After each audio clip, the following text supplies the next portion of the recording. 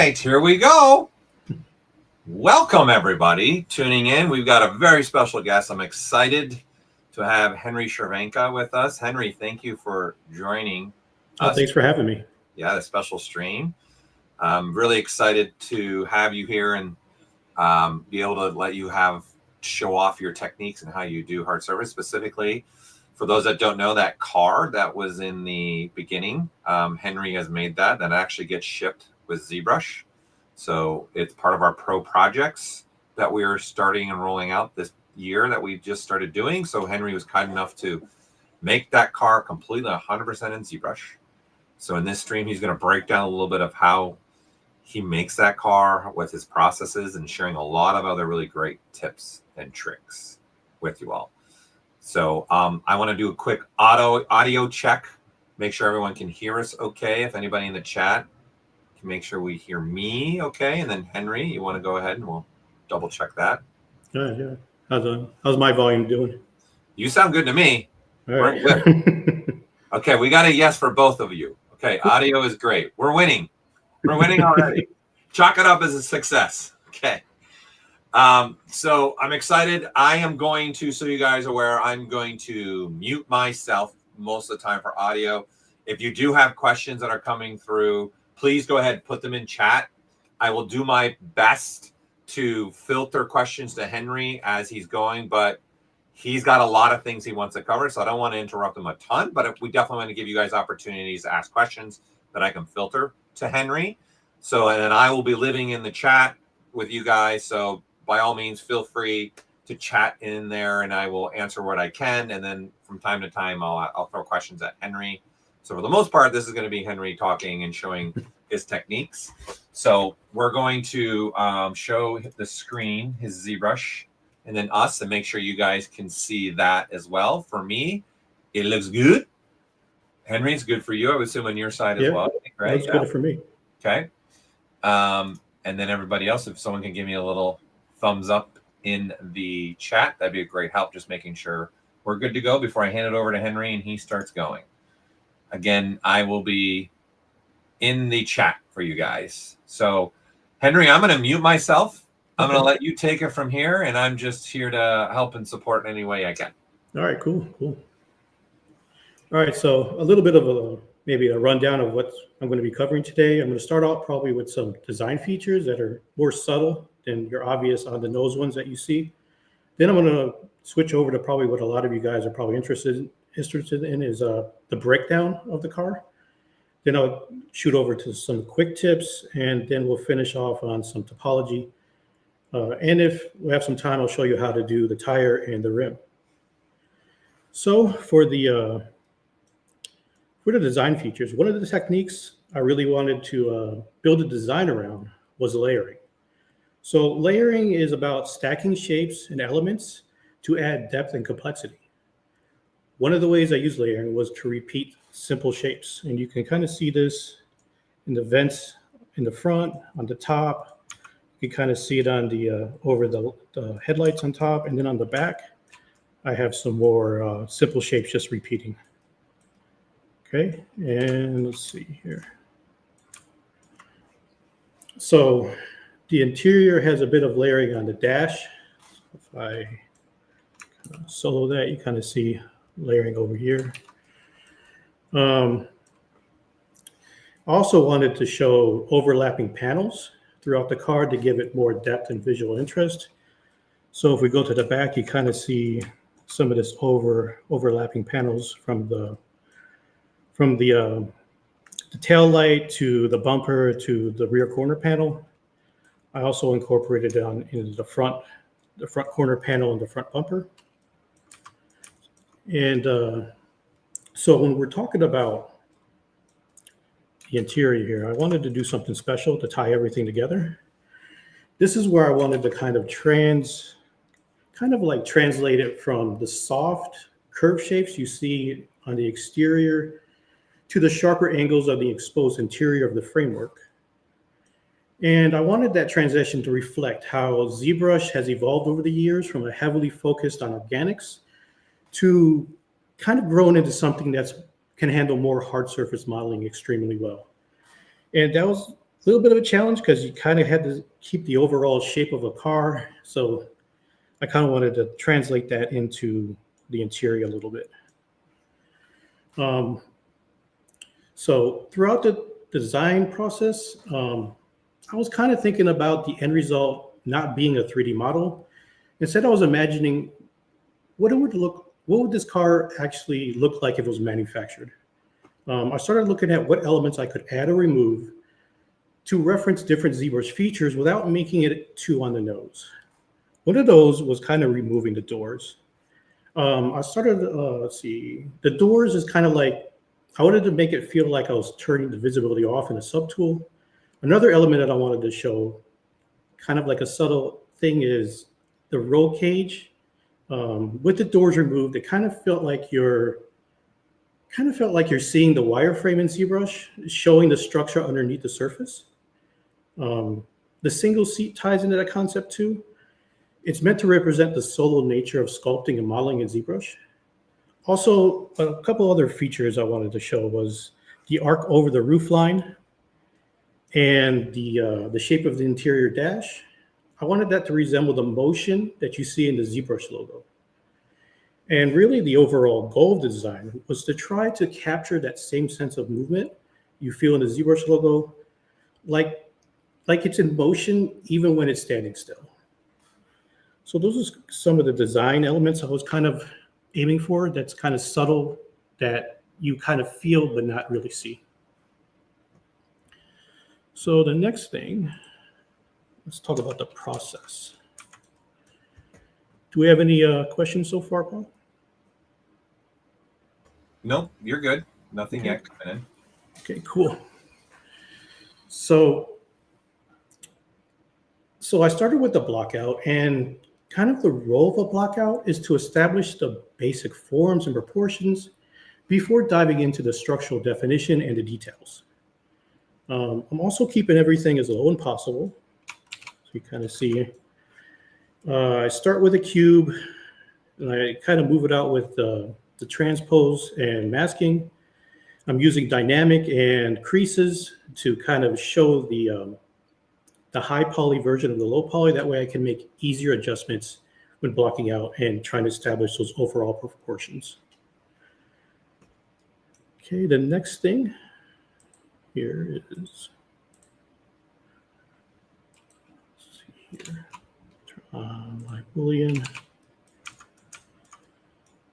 This is where, in this stage, I'm focused on defining major angle changes and start on the structural definition. This is kind of planar blocking.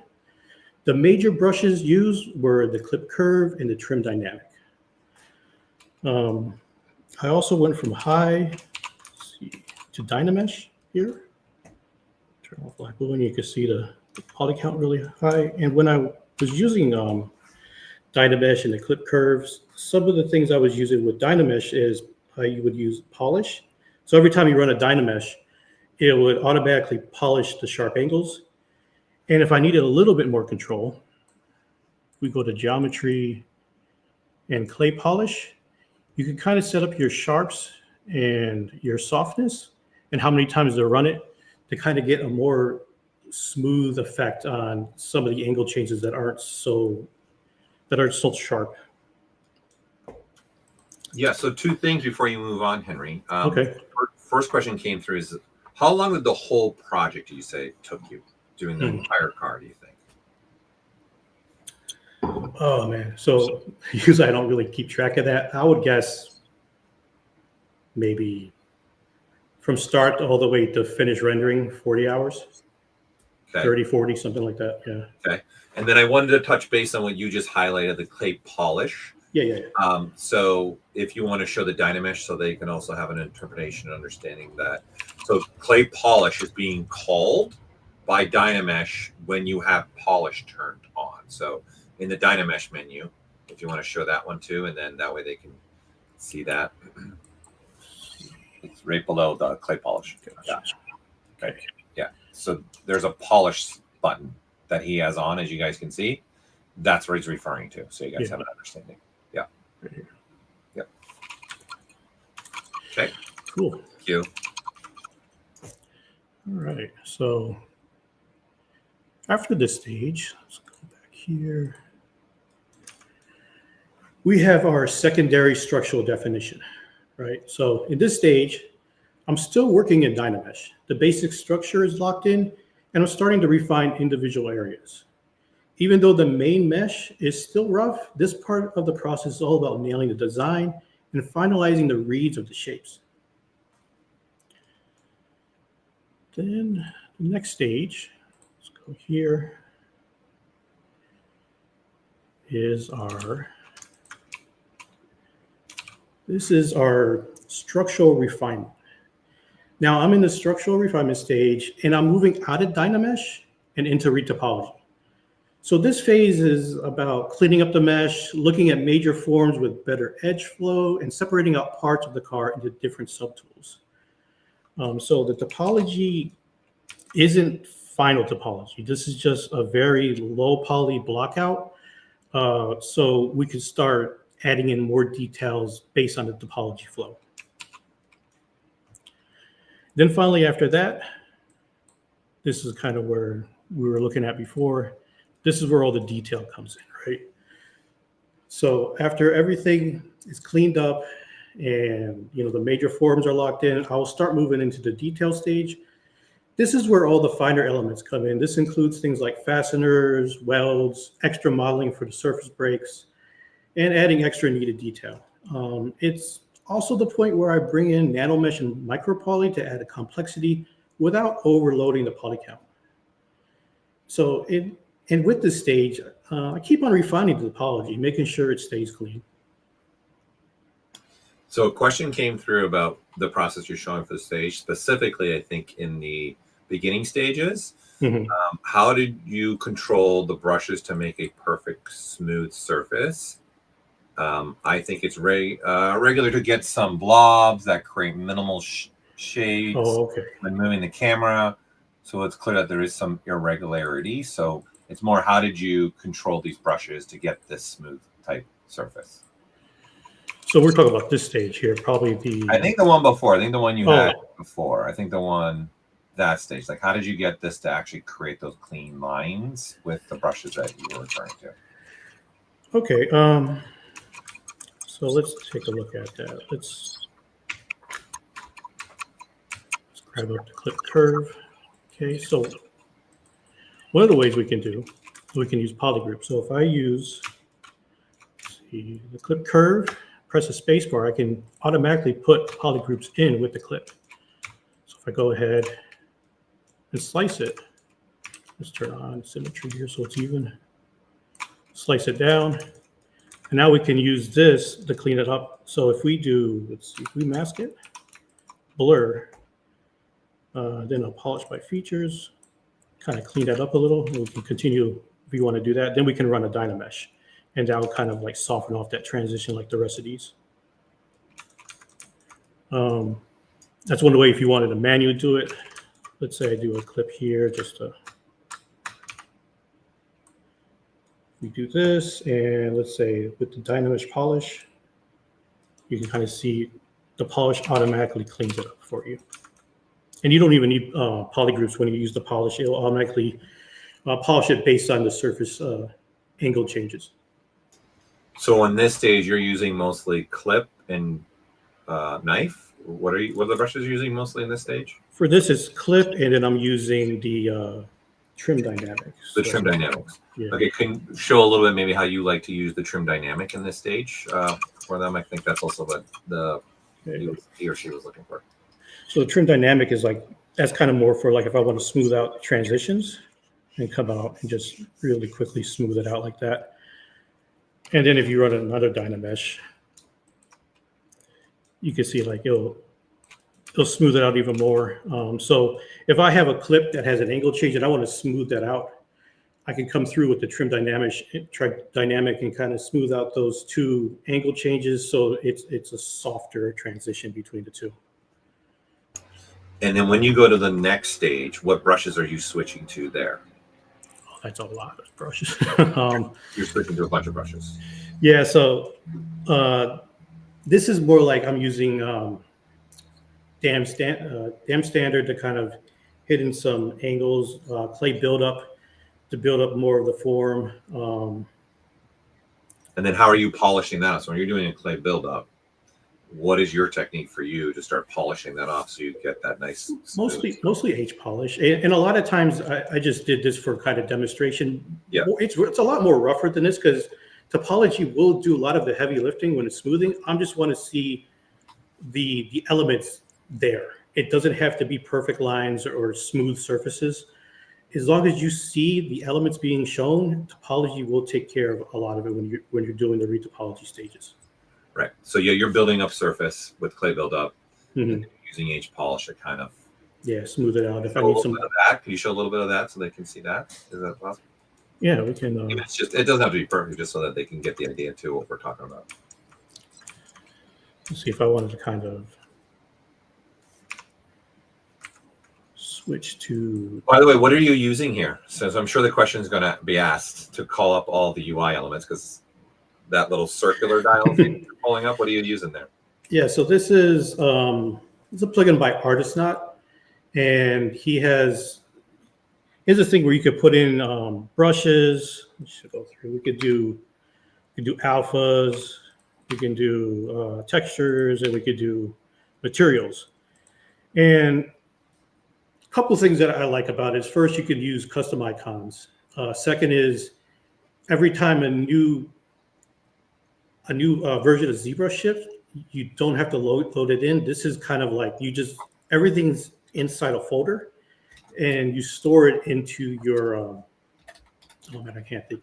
Wherever you store your other plugins, that's kind of where it stores. Yeah, the Z start right now. Z startup. Yeah, the Z startup, and so you don't have to keep on loading it into the brush palette or the light box every time. What's the plugin again? What is it called? And let me get a link so I can share it.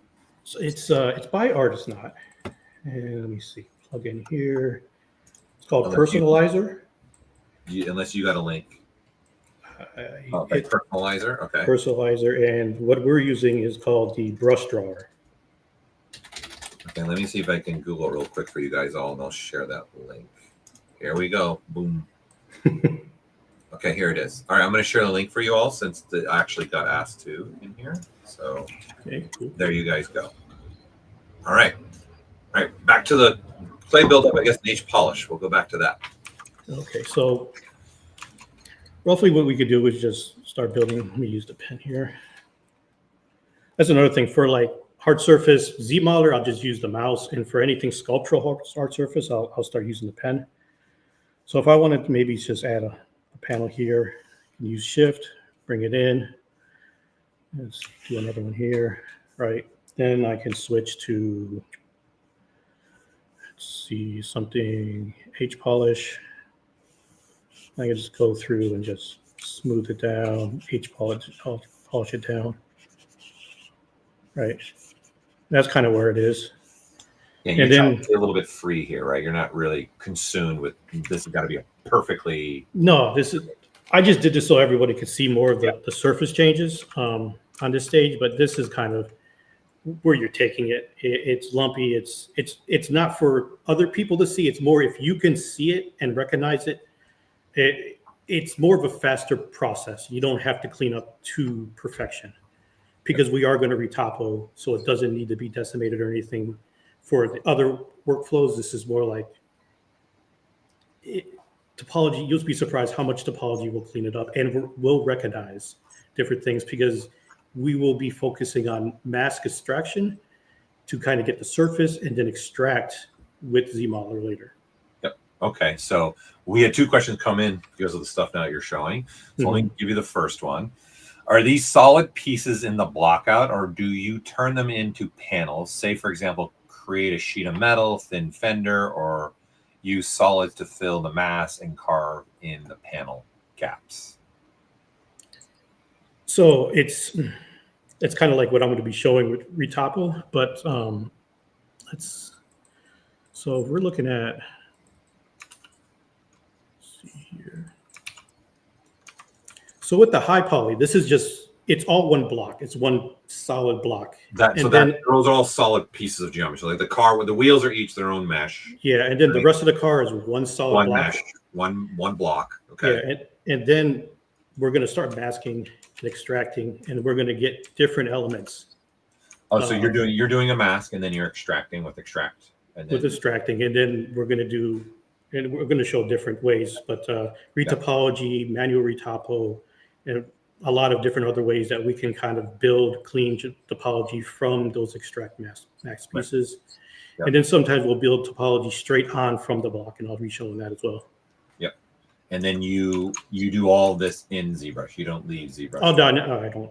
So when ZBrush came with Edge Extrude, that's when I stopped leaving ZBrush for other softwares for retopology, because I wasn't the biggest fan of Z-Sphere retopology. But like there's so many different ways you could do it in there's so many different ways you could retopo in ZBrush now because of this, that it opens up a lot of doors. And also I'm going to be showing some ways where it's kind of like the more complex the hard surface model is, the easier it is to retopo. And it's kind of a weird statement, but when I show you it, it's going to make sense. Okay. Yeah, we'll go through, because there's a question coming through about that, but I think you're going to answer it in the stream, what they're asking about topology, Z-remesher, and all that. Yeah, I'll let you go from there now. Thanks for taking the questions. Yeah, no problem.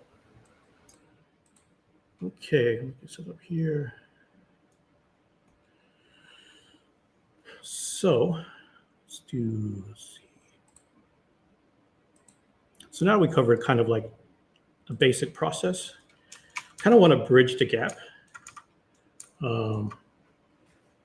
between the organic sculpting and hard surface concepting.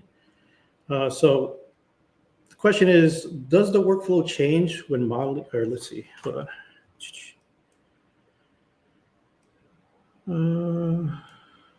Let's see here.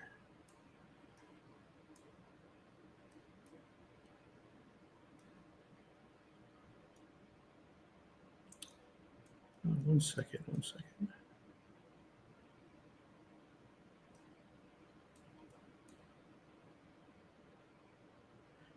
Okay, I got it. Sorry.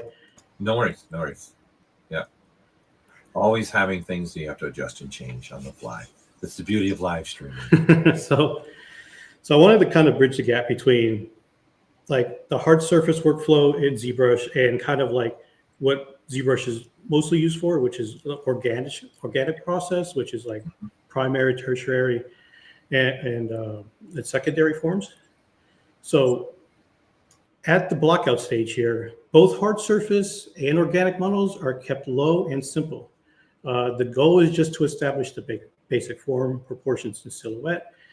And it's still all about big shapes and getting the overall structure right before moving on. Okay, so the second stage here is the secondary planar modeling. So at this stage, both workflows begin to focus on defining planes and major surface transitions. For hard surface, you're exploring how to angle change effects and how that affects the design, as well as how light reacts to it. For organics, it's about breaking the form into clear planes that help guide the anatomy. At this point, I will leave the low poly stage and jump into Dynamesh. Okay, so for the secondary structural definition, this stage is more about building structure. In both workflows, it's about defining core features more clearly. For hard surface, that means starting to define parts that suggest how the object is assembled or function. For organics, this is where underlining anatomy and key facial landmarks start to take place. Also prefer a little bit of surface breakup to help read the secondary forms. So we can kind of see that here. I find this helps a lot more, seeing some surface breakup, because when I used to do it was smooth, it was harder to see the direction of the anatomy, and this helps kind of see more of the muscle structure underneath. Let's see. Then we're on to the secondary refinement. With the structure in place, this stage is focusing on cleaning up and control. For hard surface, the model has now been retopoed and with clean geometry. which smooths out the rough Dynamesh forms and creates sharper transitions. For organics, this is also where I leave Dynamesh and retopple the model. The anatomy becomes more refined and major forms are preserved, but the attention turns to blending the fat pads and starting on the larger wrinkles. Plus, more of the facial features from the photo reference is considered. See, for the tertiary details, this is where you start adding character to your piece. For hard surface, that means adding fastener, vents, welds, extra internal modeling components. All the same elements that give the design realism and visual effect. In organics, this is where you add smaller wrinkles, minor skin shifts, and light surface breakups. That captures more of the personality. So by this point, both models are structurally complete and the focus shifts fully to adding character and believability through detailing. Okay, so for the final, this is kind of where everything comes together. For hard surface, material and lighting are used to turn the model into a finished product. And for organics, skin shaders, grooming, and lighting helps bring the character to life. For skin pores, I like to blend the scan data and the displacement from ZBrush during the look dev process. One thing I like to do is add the scan displacement as a layer in ZBrush to use as a reference. And on a new layer, I will sculpt wrinkles and additional details to align with the scans to help blend the two displacements better during the look dev process. Both workflows do follow a similar path. It's kind of, you start simple, you build a structure, you refine it with a purpose, and you finish with the details.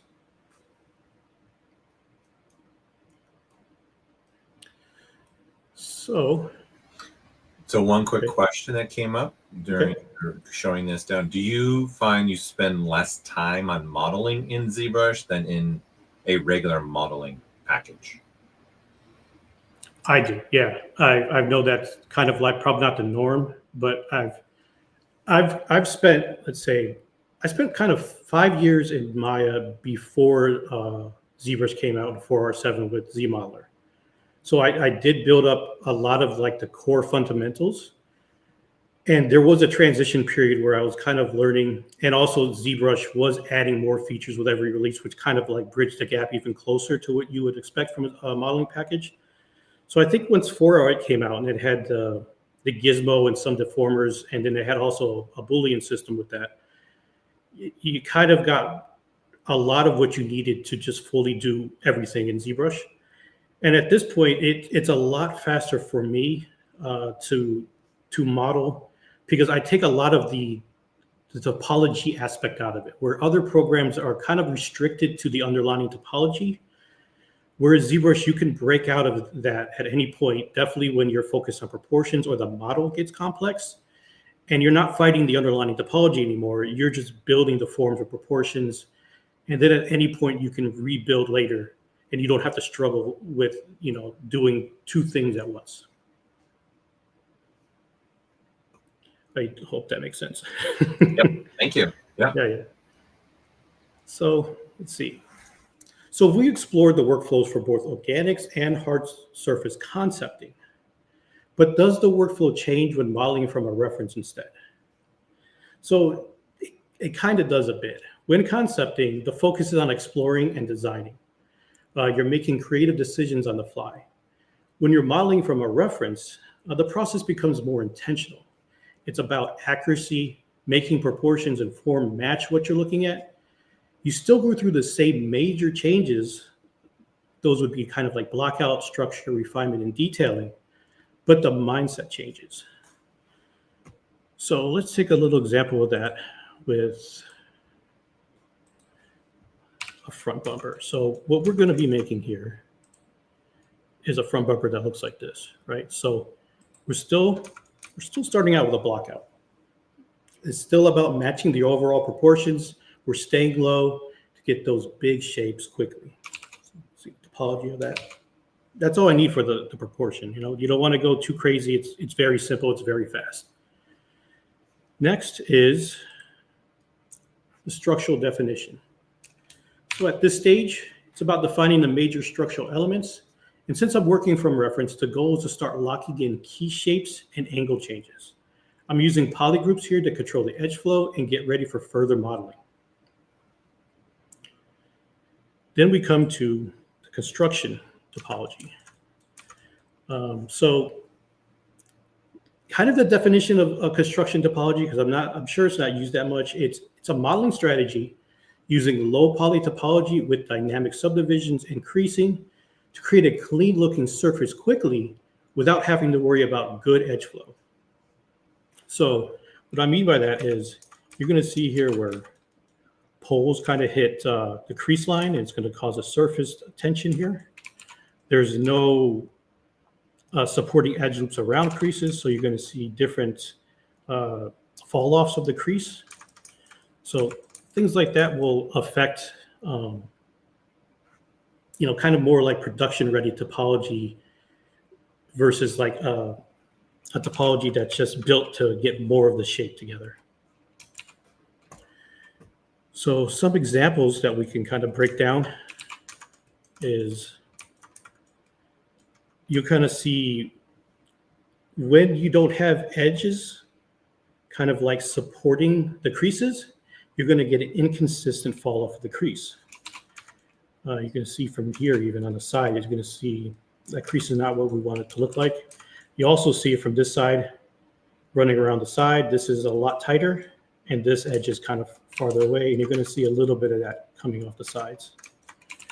Also, this is an example of poles hitting creases, kind of what you want to steer away from. And for the last one here, this is kind of what you're looking for. Evenly distributed edge flows around creases, no poles hitting it. But there is kind of an issue where if you want nice clean edge flow around here, you kind of want to collapse these edges. Let's go over that real quick. So go to the Z modeler, and traditionally you would probably want to like target weld these two. Let's do, for this one, we'll do a collapse. You collapse this edge, this edge, this edge, this edge, and now you kind of see we're running a nice clean edge loop around here. But the issue still is the fall off isn't what we want. So now you're going to have to start inserting some edge loops. However, let's see here. ZBrush makes it a lot easier. To the point. Where all you have to do is ZBrush. Say polygroup, polyloop. Just get a separate polyloop running around it. The polyloop here, and then we could do inset, polygroup all, and I like to use standard. Now we can get that edge loop running clean around here, and we still keep the supporting edge loops. And it's happening all around at the top and the bottom based on the polygroup. So if we go ahead and let's do here, uncrease all and crease. Kind of see now we have everything looking nice with just a couple operations and the polygroups driving the modeling operation. So let me show. Do uncrease all, then crease. And we'll tighten that back up here.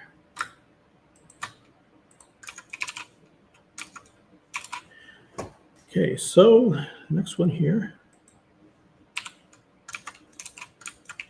is secondary refinement. This is where I want to switch to Dynamesh to sculpt more of the surface changes. The base shape is already there, so now it's about refining the form, right? So it's one of the powerful things about ZBrush is you can, at any point, go high, go low, Z-remesh, do mid-poly, and it only takes a couple seconds to do that. And that's one thing that ZBrush has over other software is the poly count flexibility. And you can handle high levels of polygons, and the viewport runs smoothly. You can see an entire really complex model. And another benefit is you can see all the different angle changes and proportions without doing quick renders. because sometimes other viewports can't handle a large amount of objects, even in preview mode. So that's one of the benefits of ZBrush for hard surfaces. You can see all those changes happen in the viewport with no lag at all. And then finally, we have read topology. Since the proportions of form are already modeled, that's left. All we have to do left is read topo. And then the focus now becomes on clean, optimized edge flow. So you kind of see edges don't have any poles around it, supporting edge loops around all the creases. So we capture that form. So to sum it up, my workflow of concepting and modeling from reference are pretty similar, but the intent behind each stage is a little different. So when you're concepting, you're exploring. With reference, you're kind of more following. The tools are the same, but how you use them depends on whether you're creating something new or you're creating something real. So, okay. So when you go from, obviously this is your final, the one before this you had Dynameshing. How do you create the topology? Could you show a little bit how you create the topology now? From this Dynamesh version to that final version?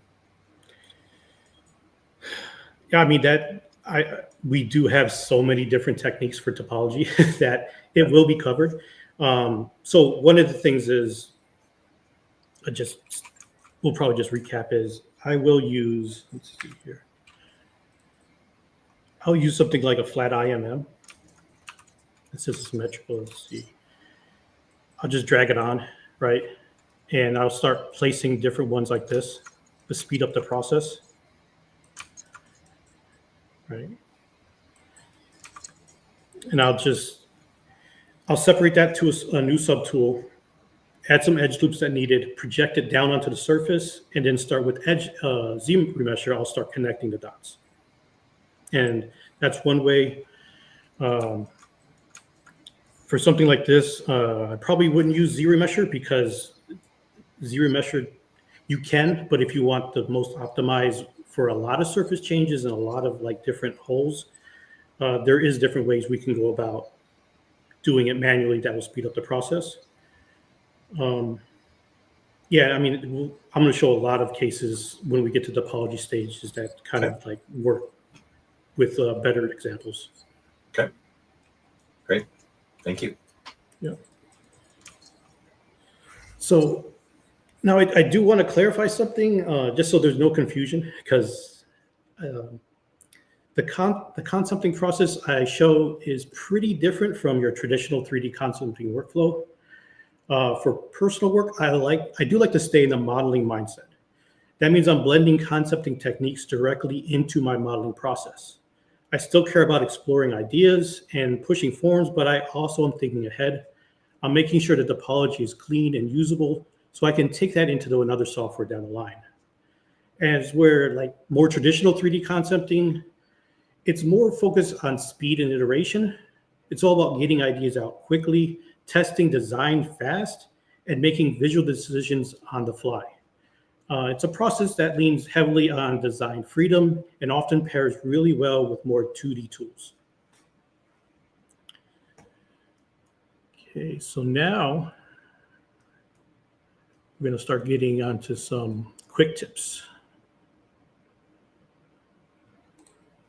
Let's see here, quick tips. This one.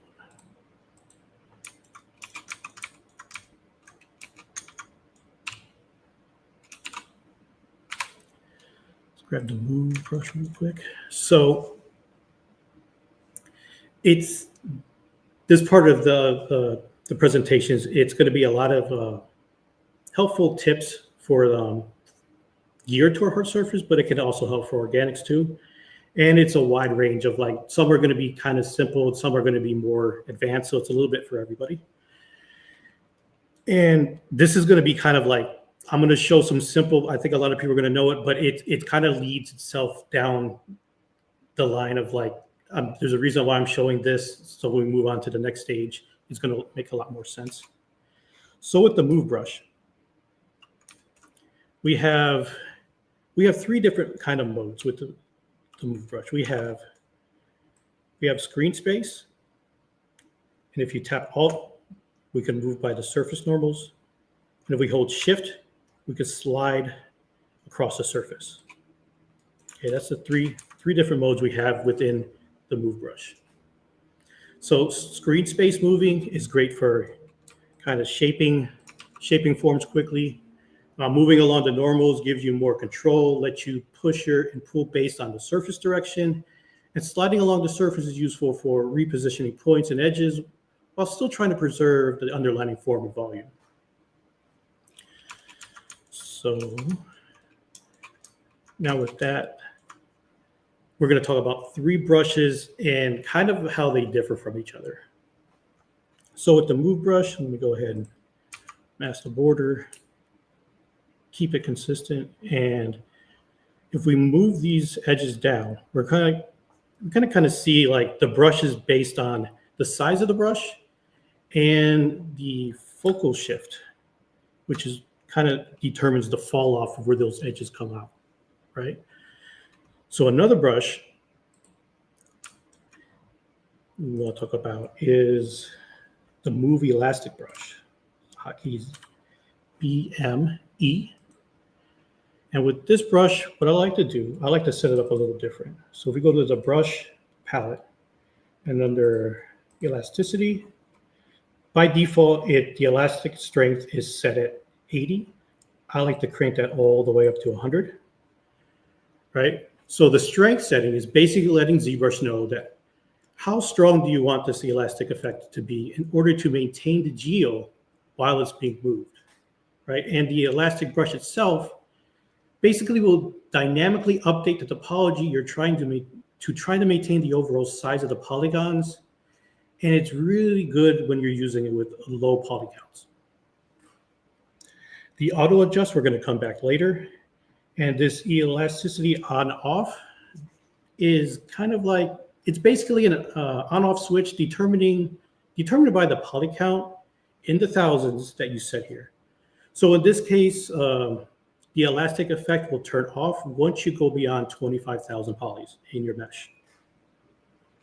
So the effect here that differs is when you move the edges, it's going to kind of maintain the edge flow a little bit better, as opposed to come down here and we merge that down. You can kind of see the difference here, where it's maintaining the edge flow a little bit better with the elasticity versus the move brush. And if we want to see the effect of a brush that really kind of maintains the overall shape of the poly, we can kind of check out the cloth nudge brush. And this is really going to just kind of maintain the distance of points on your polys. And if kind of show that with more polys, we can kind of see, we can still break it up, but point to point distance is going to maintain. Right, so a perfect example of that is, let's see here. Let's go back to right here and turn on perspective. And what I use that for is the netting here. Little weight subdividing. So you can see I kind of moved it around. And once I got the basic shape of the base mesh, I can move it around with a nudge, and you can kind of see the effect of the netting will not distort it. Whereas, let's go ahead and use the move here.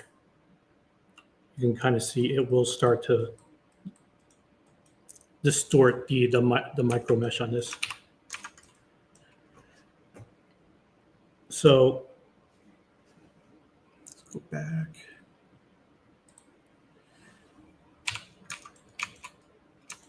So there is a reason kind of like why I'm showing the different brushes, because it's cool to show the features of what they do, but I do kind of want to show examples of why these brushes are useful in different scenarios, right? So let's go to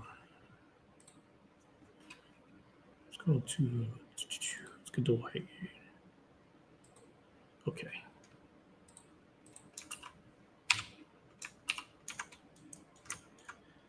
So if we go back to the elastic brush,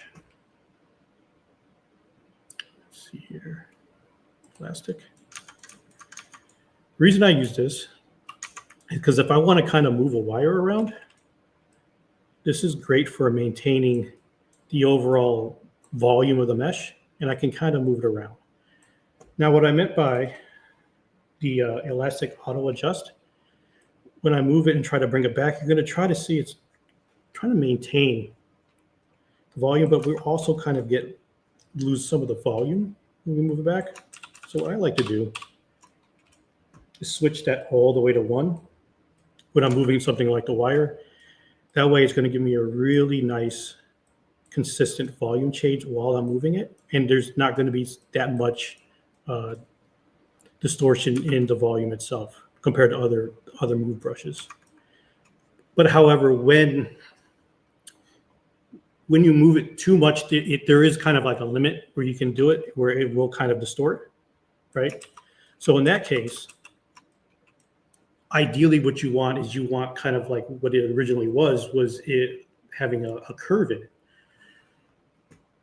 right? So we can kind of like put a curve back into it. It can be done, right? So let's go ahead. First thing I want to do is say uncrease all. Let's see here. Uncrease all. So it's all uncreased. Then I want to go to the Z modeler. Let's say I'll do a mask, edge loop complete. I want to mask one of the edge loops, right? Invert it. Then I want to bring the gizmo, kind of move it right in the middle. Something like that. And the idea is to move the edge inwards, right? So if we just normally just use a scale, it's going to try to scale all the edges and points to the gizmo.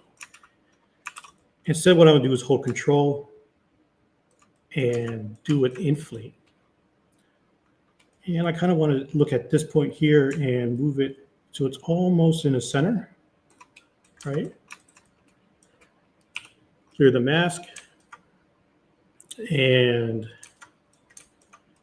then I want to switch to crease, edge loop complete. Just hit a crease right in there.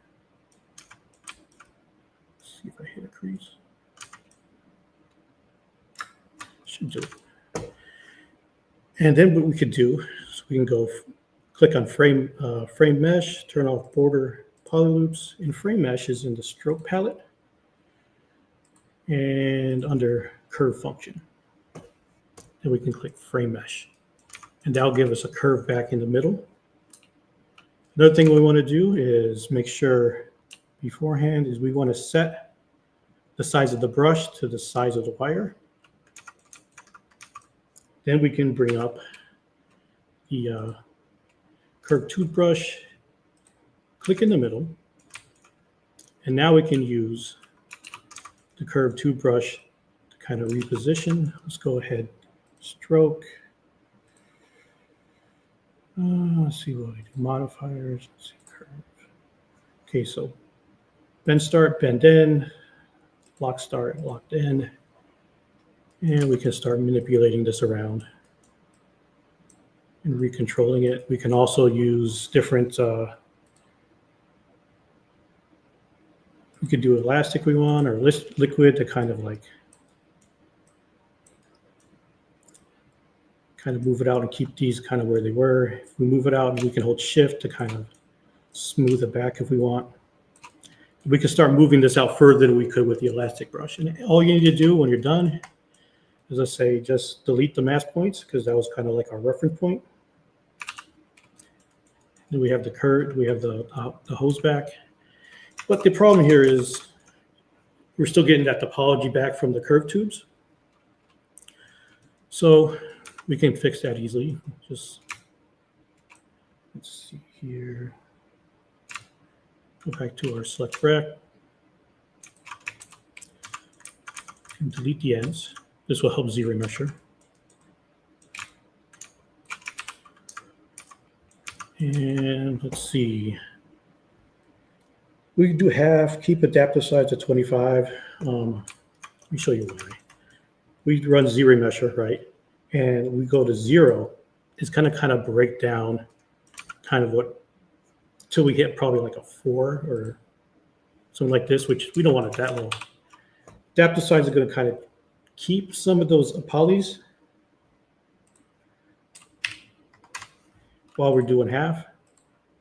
So it's not going to break down too far. Right? So we got a better clean topology here, but we're still, where are we at? 1,500 polys, which is way too high for a hose. So we could do is, let's say, we use delete loops to kind of remove some of them. Now we're down at 650. We want more, can increase that angle. And now we're at, let's see, 330. And it's still kind of keeping the shape. All right, so that's the first quick tip. Okay. Couple quick questions. Okay. Have you ever shared your UI at all anywhere for people to access it if they want to use it to learn from? Mm-hmm. The UI, I mean, my UI changes basically every time there's a new ZBrush update. But I mean, if you go to my YouTube, in any description, I have a link there that you can kind of follow for one of my UIs that I kind of adapted for that specific course that I showcase. One of the problems is for sharing my UIs, I have a lot of custom macros, a lot of paid plugins that I use, a lot of custom hotkeys too, and it's very tailored to how I work. You can definitely use it as maybe like a blueprint to make your own, but I would definitely kind of more suggest build something around your own workflow. Yep. For UIs. So another question here, just how do you handle something, say like a bike chain with curves? Mm-hmm. Obviously the curve is just distorting the mesh and allowing you to place the curve where you might want it to go. Okay. Do you have something that you prefer to use or do when you're trying to do something like that instead of like a hose? Yeah, for like bike chains or treads or anything, I don't use curves. There's two things I like to use. One is array mesh, or two is Dynamesh. Those are kind of like the things I like to use. I get more accuracy, I get more control. Array mesh and what? Nanomesh. Oh, okay. Those are the two things I like to use for like repeating more complex elements. Sure. Okay. For array mesh, you can kind of build up a chain, and so you can kind of build it around a chain. And for Nanomesh, all you have to do is kind of like set up the topology beforehand, make sure it's kind of more equally spaced, and then you have more control based on the polygons when you nanomesh your chain piece in. I think for the summit, I used a tank tread. If you want to check out that, kind of like my process of making a repeating item. When you did the presentation for the ZBrush Summit? Yeah. Okay, I'll find that link and share it in the chat. Okay, thank you. Thank you. So next up is, let's see here. Let's get this set up here. Okay. Next up we have is snapping subtools with contacts. Right, so what I want to do is I want to put this point here, right? And I want to snap it to, let's say, that point. Now,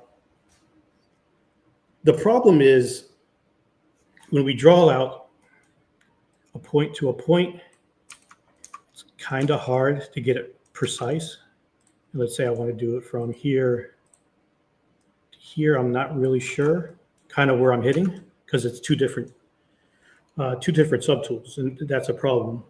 Also, if we have the same subtool, and we'll turn off the visibility here, we can snap point to point. However, when we go down to contacts here, it's all grayed out because you do need two subtools for this to work. Now, to help troubleshoot this feature, it's kind of useful to understand a bit of the history of originally where contact points were designed to act kind of like a virtual markers set with a transpose line. You know, they were used to define and maintain the spatial relationship between one subtool and another when one gets moved, right? A great example of that is if you hold control. They give you an example in here in the help section using the demo soldier. So let's use that as an example to break it down. Let's say you want to move or rotate your arm up, and the soldier has a glove, and it's a separate subtool. So here's kind of how the workflow would go. First, you would select the glove, draw the transpose line from the glove to the wrist, then you would press C1 on the contacts palette. Next, you would draw out a second line from the glove to a different spot on the wrist, and then press C2. Then you would do the same thing for the third point and then press C3. Now you would switch to the demo soldier body, mask the arm, and then rotate it upward using the transpose line. Then finally, you would switch back to the glove and then press apply under the contacts, and then the glove would snap into the correct position based on a new placement for the wrist. Now that we know kind of like the origin of like how contacts were originally used, it kind of helps you troubleshoot different scenarios. So the three different types of guidelines are kind of like things that contacts need. First, you have to use the transpose line. The gizmo won't work for contacts. Second, you have to use multiple subtools. They won't work in the same subtool. And then the third is kind of like you got to reset for a new placement. Anytime you do a contact, you got to reset. So those are the three kind of like the guidelines.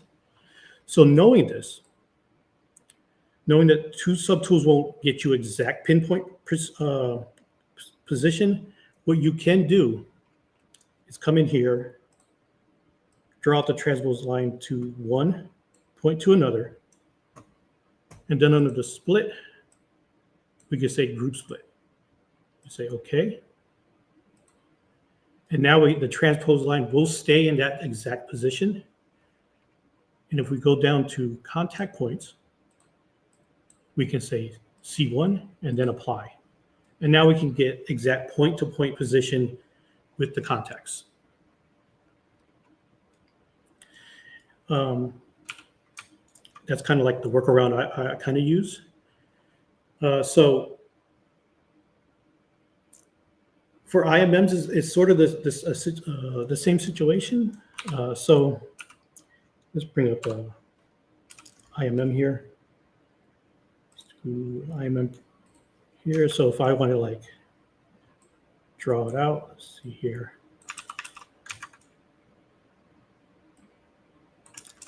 It's kind of hard if you don't want to, kind of hard to snap it out. But if we use the gizmo, control click mask, we can just click and it will get to an exact point. So that's two different types of way where we can snap one mesh to another mesh using point-to-point precision.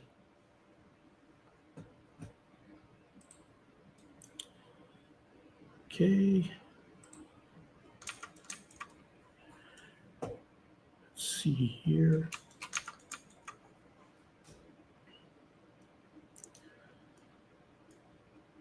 So let's talk about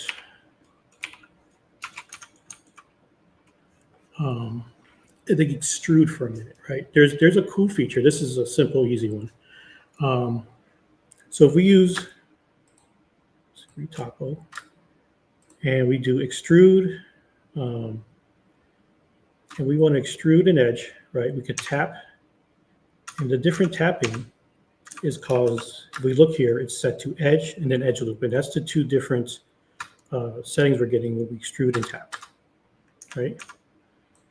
Now, if we want to go all the way around, right? Let's see, that's going to be poly loop. So when you do that, we can hold Alt, and that's what gives us a poly loop all the way around. However, if we want to switch the functionality, if we want to do edge and poly loop, we can do this. Now we can do an edge, and we're tapping, we can switch that. And then holding will give us this effect here. So we could switch between edge and edge loop and edge and poly loop. Now, if we want to say I don't want to extrude, let's see, get back to the first one here.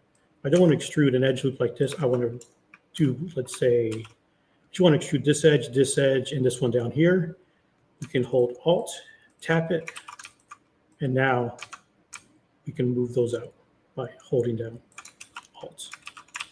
So we can do more localized edge extrusions by tapping on the poly face or tagging the poly face white, and then you can get more control over your edge extrusions.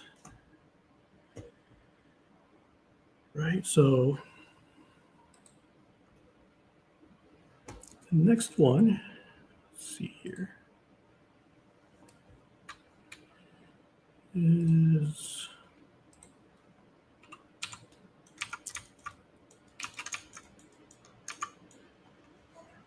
next one is kind of using polygroup flat island, but we're kind of using a hidden feature in it that's pretty useful. So if we go ahead and we hover over, say we want polygroup and flat island, and let's say I want to polygroup this, and we kind of continue to click to get it. Instead, what you can do, you can click and hold, and it's going to continue to find the polygroup until a sharp edge happens, right? So clicking will get you a couple missing, click and hold, it'll get you everything to a sharp transition. Kind of the same thing here, click and hold. And we can quickly go and get polygroups based on the surface change. Let's see, now, a couple of other hidden features. So if we look at this, solo this, and we have edge. We have edge loop here, and we know that edge loop, if you hold Alt, will also delete an edge loop. And if we showcase this, see, edge loop partial, we'll do this. And if we do edge loop complete, it's going to not collapse this, but run it all the way through. So those are the two different functionalities between edge loop partial and edge loop complete. Now, insert has the same built-in algorithm based on whether you choose single edge loop or multiple edge loops. So single edge loop, if you hold Alt, acts like delete edge loop partial. Whereas insert multiple edge loops will act more like delete edge loop complete. Now, another cool thing is, let's say I want to delete, say, edge loop partial or edge loop complete. And zoom in so you can kind of see here, depending on which side of the edge I click on, depends on which side the edge will collapse. So you can kind of control which side you want it to collapse to. So if I make sure the cursor is past the edge on this side and I click, it's going to collapse this way. If I hover over and make sure it's on the other side, it's going to collapse on the other side. So you can kind of control edge flow when you're deleting or collapsing based on which side of the edge you're hovering over. Could you repeat the, someone's asked if you could repeat the polygroup flat island one again so they can catch that? Okay. So undo here. So if we're looking for,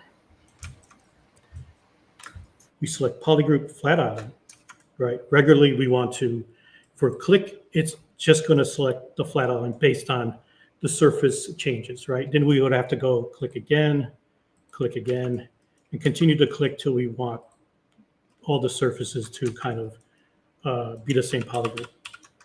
Instead, if we have defined surface changes, we can click, continue to click, hold, and then drag, and it's going to continue to find different elevations that's not sharp and continue to add the same polygroup until there's a harsh surface change. Another example is here. Let's click, continue to move out. We can see it'll stop at a harsh transition.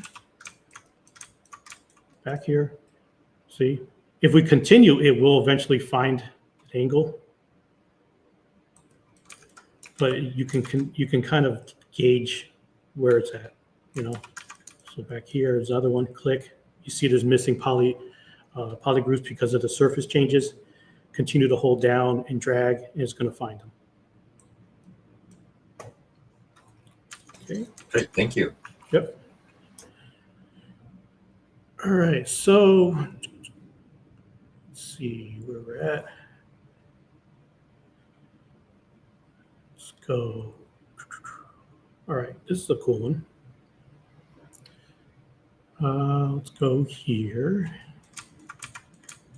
This is something that I remember Joseph Drush showing, and I always kind of wondered to myself, why is he doing it this way? And it took me a while to figure out why he does it this way, because there is more steps to do this type of bevel than another bevel. So let's use an example of like what I mean by. So if we go here, right, let's say I want to do inset, polygroup all, standard, right? And you kind of like, oh, I want to do QMesh, and we'll do polygroup island for this, right? If you hold shift, you get a bevel, right? It's quick. And if you're doing a lot of different things, it's super fast to do. But here's the issue. Let's do polygroup all, hold shift, right? Bring it out.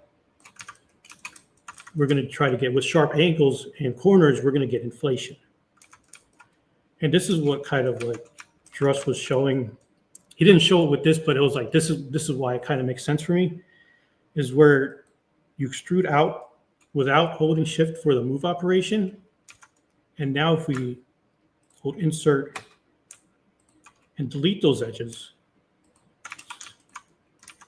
we're going to get a nice even spacing between that bevel. And that's kind of like the differences of like when you should use shift and move to move into a bevel versus like collapsing or deleting an edge to get a cleaner bevel along surface angle changes. Let's see, next we have, use it on this piece. Next, I'm going to kind of show, and I know we all know right-click navigation, but there's a reason why I want to showcase this, and it kind of ties into the next thing I'm going to be showcasing, which is one of the things is not only can you right-click over the model, right?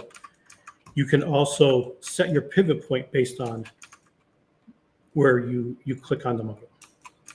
That's an important thing that right-click navigation has. And kind of what the right click is like if you hold Alt and right click, you can, or you hold right click, you can rotate around. Right click and hold Alt, you can pan, and if you let go of Alt, you can zoom. Another way you can do it, because there's different ways you can do right click navigation, is regular right click, rotate, hold Control, and you can zoom. And then if you hold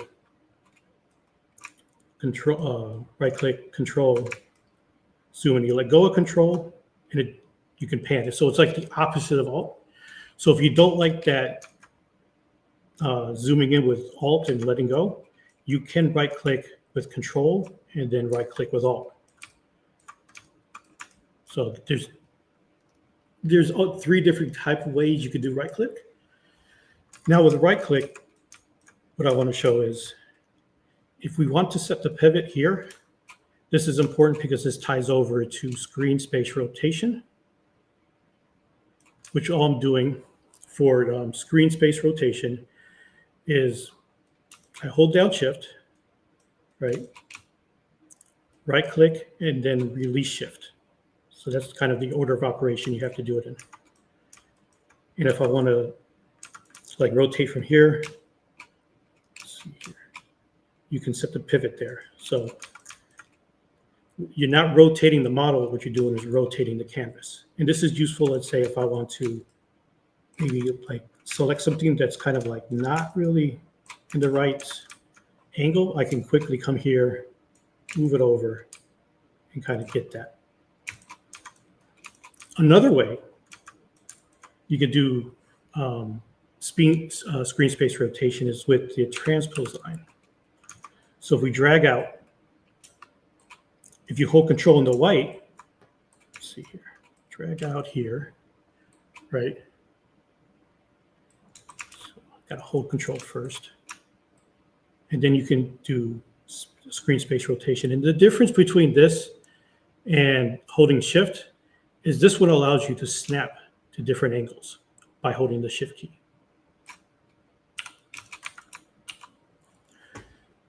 Okay, let's see here.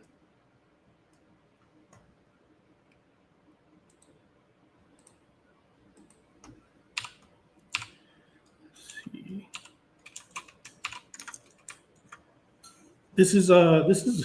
This tip's pretty cool. First, let's set up our brush. Our brush, I want to use the mask lasso brush. So let's do mask lasso. And by default, for me, it's kind of, I like Masso's kind of more smooth. So the first thing you can do, and this is not the way I do it, but you could do lazy mouse. Hold control first, click on lazy mouse, click it up a little bit, and you can drag out your lasso using lazy mouse. However, instead, what I like to do is if you hold control, click over the stroke, you can increase the mouse averages and the smoothness. And those are both set here too, so hold control. I like to set the mouse averages to 10 and the smoothest all the way up. And now the lasso is just a little bit more smooth for me. Now, another cool feature about the mask lasso brush is how much it blurs depends on how far the model is away from the camera. So if I get close here, do a mask lasso, you can kind of see there's a little bit of blur. And if you zoom out, do an extreme here, and you can kind of see it gives you a nice gradient. This is really helpful for high poly meshes where you don't want to continue to click and blur. This will give you you zoom out, you can use the mask lasso brush, and it'll give you a nice even transition with the blur. Also, let's say you can kind of see here, split the difference, you can kind of see. So you can use that kind of to your advantage. And let's see here.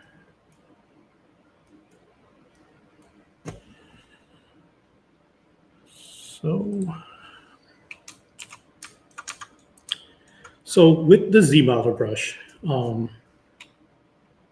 there is a thing here called Sphere Eyes. And I do see a lot of people kind of using it and not really understanding how to kind of use this feature. So let's kind of go through and kind of show you how I use it so you can get like good effects from this feature here. So with this, let's say I want to do all polygons, right? So what happens is you shrink it down, you get a sphere, but now what happens is all the points are merged in, and this is kind of probably not the effect you're looking for, right? So if you want the border, you can do all polygons, you can do flat island, and you can do polygroup all. You're going to kind of get that same effect. So what you want to do, you want to go mask the border, and then you can run a polish by features to kind of even out the polys inside. So you get the border as a circle, and then the polys redistributed. All right, so, and mask by features. It's in the tool palette down under the masking palette down here. So another thing we can do here is, let's go spherize, let's do flat border, right? And now what's happening is you're kind of getting less of that effect that you get from all polys at flat island. But what you have to do is, since it's a less of effect, you have to run it twice. Let's see here. Right, once, not sure why that. Let's do polygroup border instead. And now we can get, between here, this is more like not the same angle. So we run it twice, we can get that. And then we can still run through mask by features for the border and a polish by features to get that nice even spacing of the polygroups. Okay, so for a polygroup,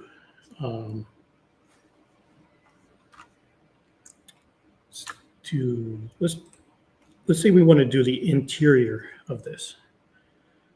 Let's do polygroup. How do I want to do this? Let's do inset polygroup island. Set.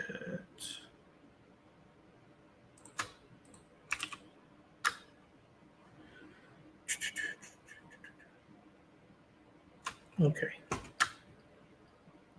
Spherize polygroup border.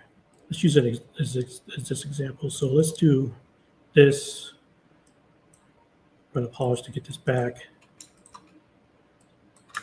Let's see. Then we can do inset. Let's see. Polygroup island. Just to get an inset here. Then we could do polygroup. Do poly flat inner. So one of the things we have to worry about when we're getting perfect circles is the space between the circle has to be even and it has to kind of be the same angle, right? So what we could do is we can do mask by features.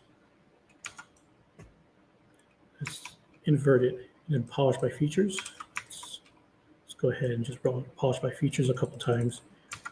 And now you can see these points are equally spaced and we get our circle. And this will just react better when you're modeling. So if you kind of see QMesh, polygroup island,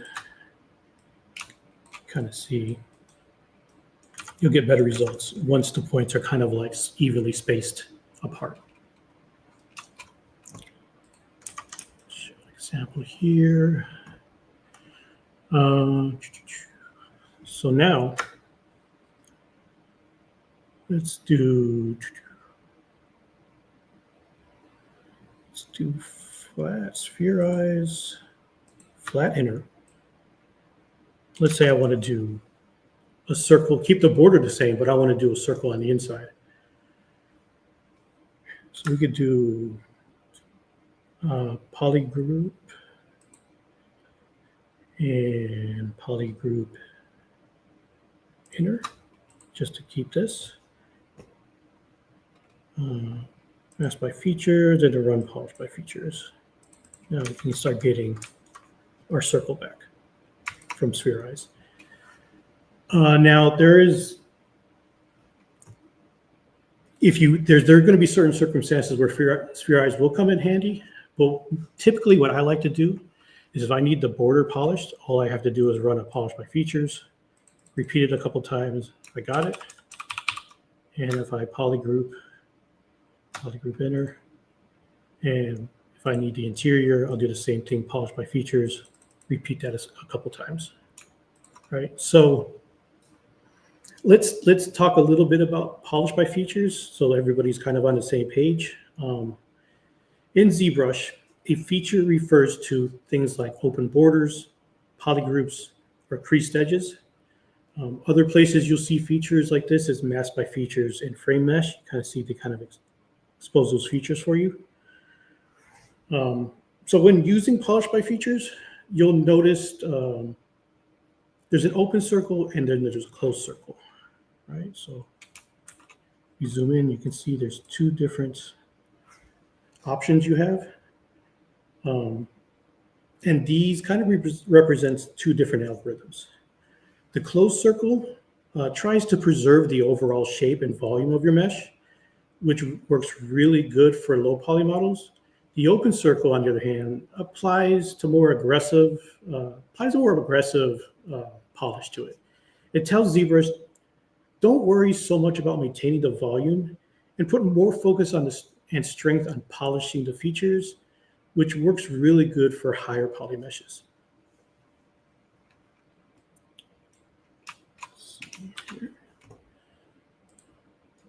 All right. So let's say I want to take this poly group that we assigned here and I want to make it, I want to make that turn into a circle. So what we have to do is first store a morph target. And we can unmask that poly group. All right. You can run a polish by features. Start getting a circle. We can also use the gizmo. And what I like to do is, let's see here. I like to use the white circle. It's kind of like it's like a guide to kind of like create the rest of it. And then we can clear the mask here. What happens is you kind of see there's going to be kind of a small fall off here. This is where we can use the project morph to get our overall shape back. And you'll see that a lot of times where you're creating circles on curved edges, when you polish it, it's going to create a flatter surface. You store a morph target will kind of, when you use project morph, will project what you changed back into the volume of the mesh. And the difference between a morph and a morph target, if I undo, is if I morph it back, it's remembering the location of the point and restoring the point location. Whereas project morph is projecting not the vertexes back to the volume of the mesh. Okay, so let's say we have more of an extreme example of this. So we'll go ahead, select these two, unmask it, run a polish by features. All right, we got our circles. Let's see here, bring up the gizmo, Control click, reshape it. Right now, and of course we can go ahead and project morph, but there's going to be cases where there is a limit to project morph. Once you start altering the topology, that's when project morph breaks down, and we're going to show kind of a workflow around that. So before we did our project morph, let's go ahead And I want to, I want to retopple this with better topology before I morph it down, right? So we can do the top. Let's fix this real quick.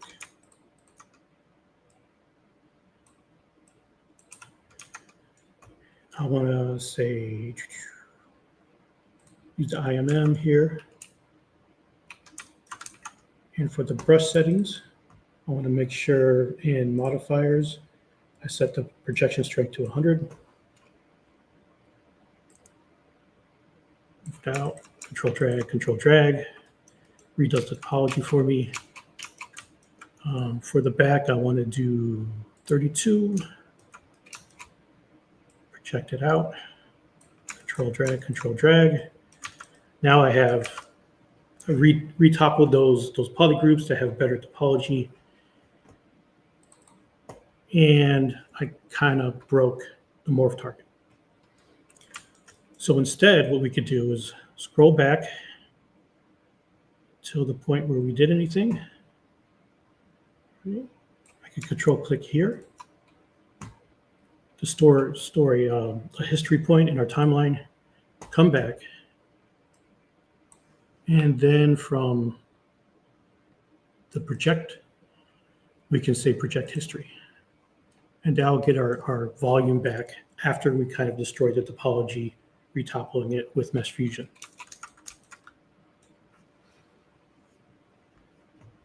So that's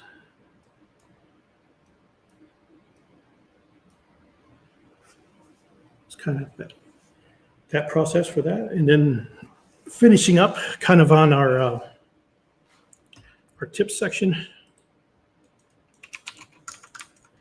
Let's go to our gizmo here.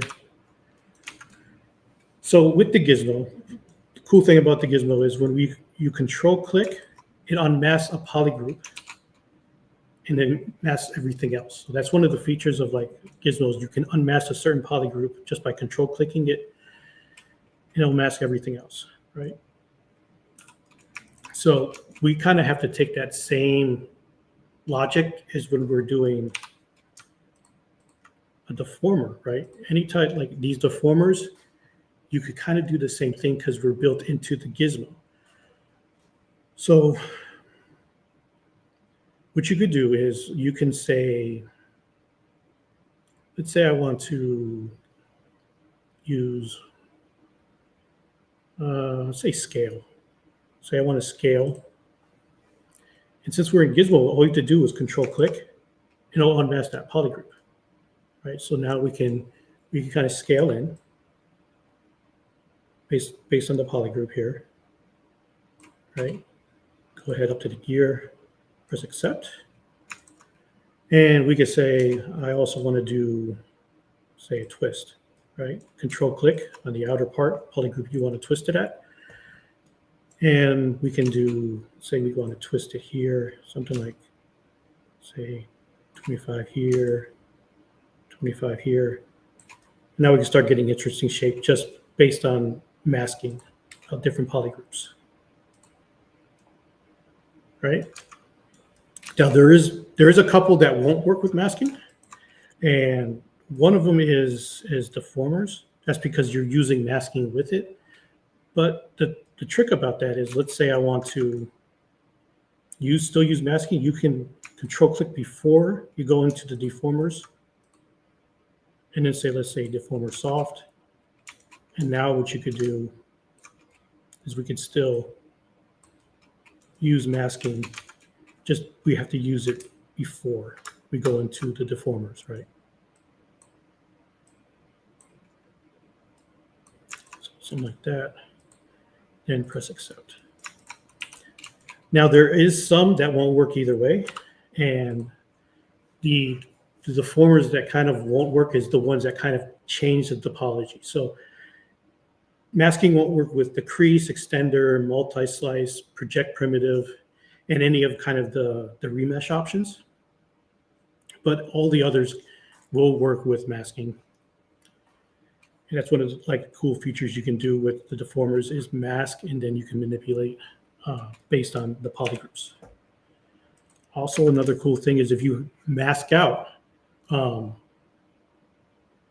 different models within the same subtool, you can deposit the masking will still work. So if we use bend curve, it's just going to know that we want this one, and we can still go in, control click, and kind of do what we need to do. So that's one of the cool features too. You can mask, and then when you're inside the modifiers, you can continue to mask the polygroups inside that.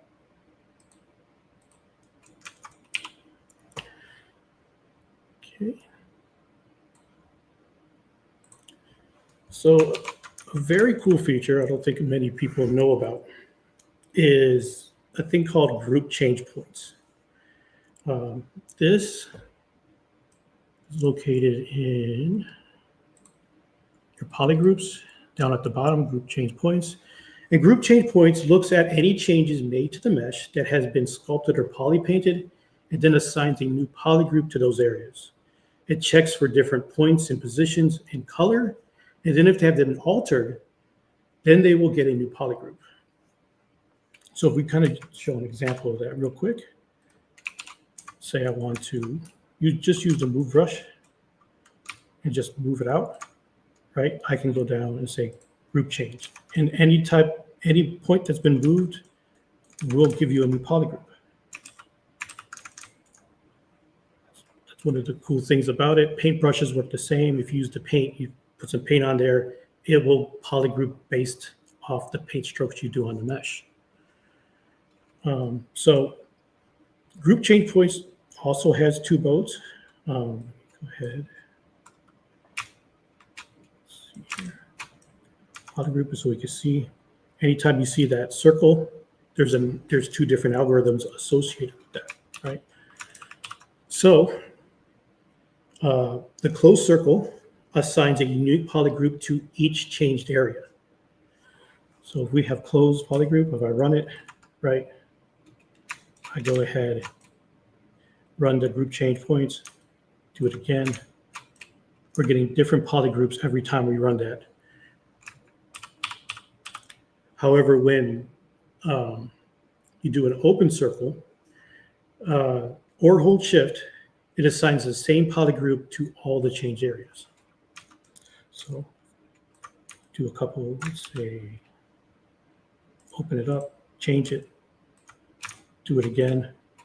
It's going to give you the same polygroup. And that could be useful.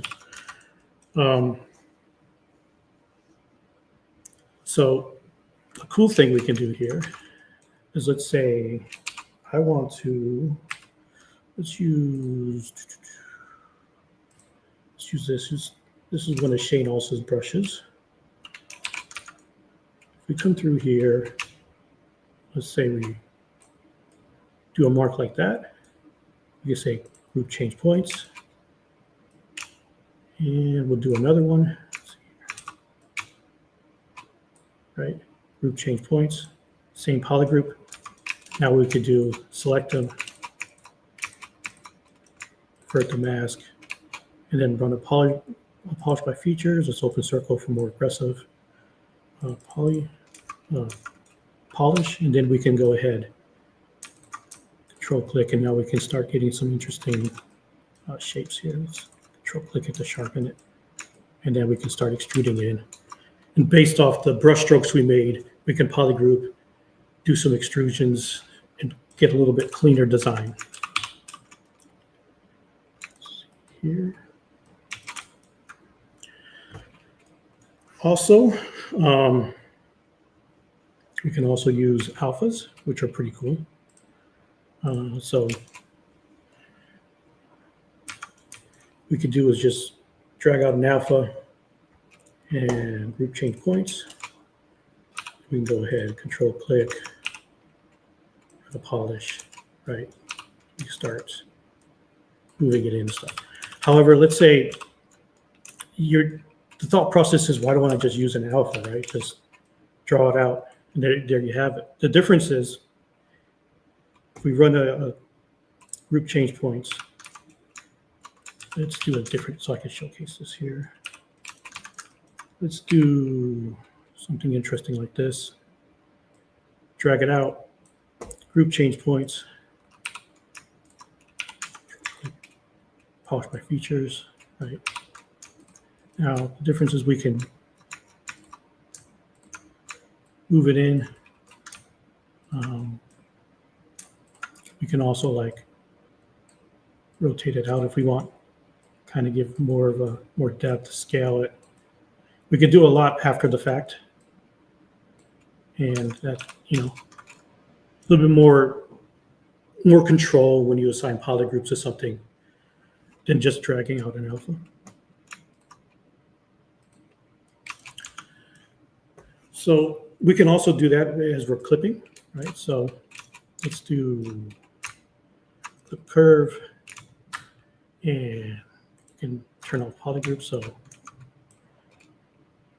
as we're clipping, you can always go ahead, polish the clip afterwards. And let me first go ahead and turn off the line for this so we can see this better. Clip. Right, so with the clip, by default, what's happening is if we just do a normal clip with polygroups, let's see here, polygroups on. You get your polygroup here, you get a polygroup there, and you get a polygroup here. Now, by default, you can't change. I don't think you can change every time you clip. You can get the same polygroup, and that's where group by change points is good, is where you can do a clip, assign it to the same polygroup.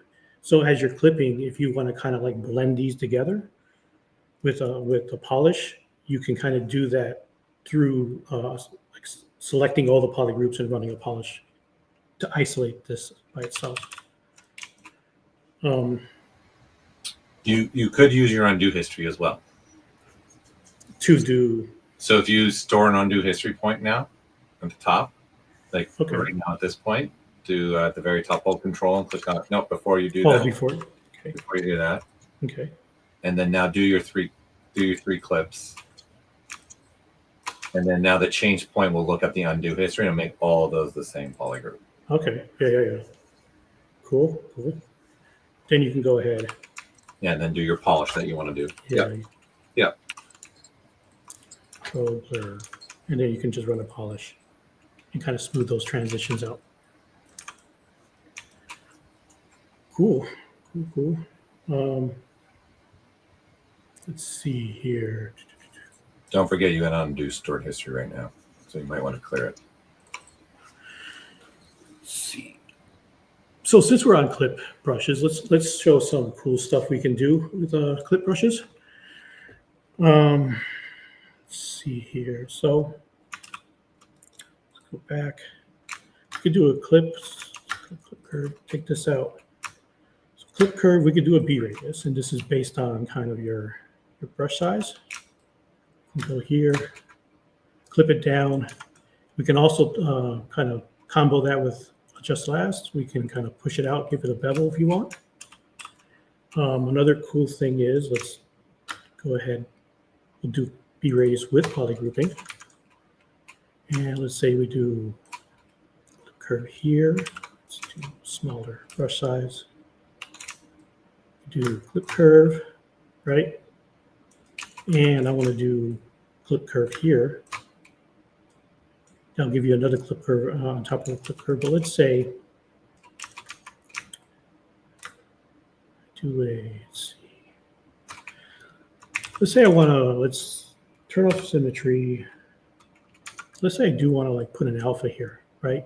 You're going to see that because of the curve, it's not really forming to, it's just going to reach a plane and just kill it, right? So what you could do is with clip curve, clip it down. Let's increase the brush size here. Clip it down. You could run your alpha like you want. And then what you could do is unclip And now you can have that that alpha wrap to the surface of that angle. And also, since we have, let's go ahead and turn this back on. We have polygroups when we're clipping. We can take it, unmask, and if I want to soften that transition, you can do a polish by features and kind of blur that. And kind of get some kind of cool effects with the clip curve.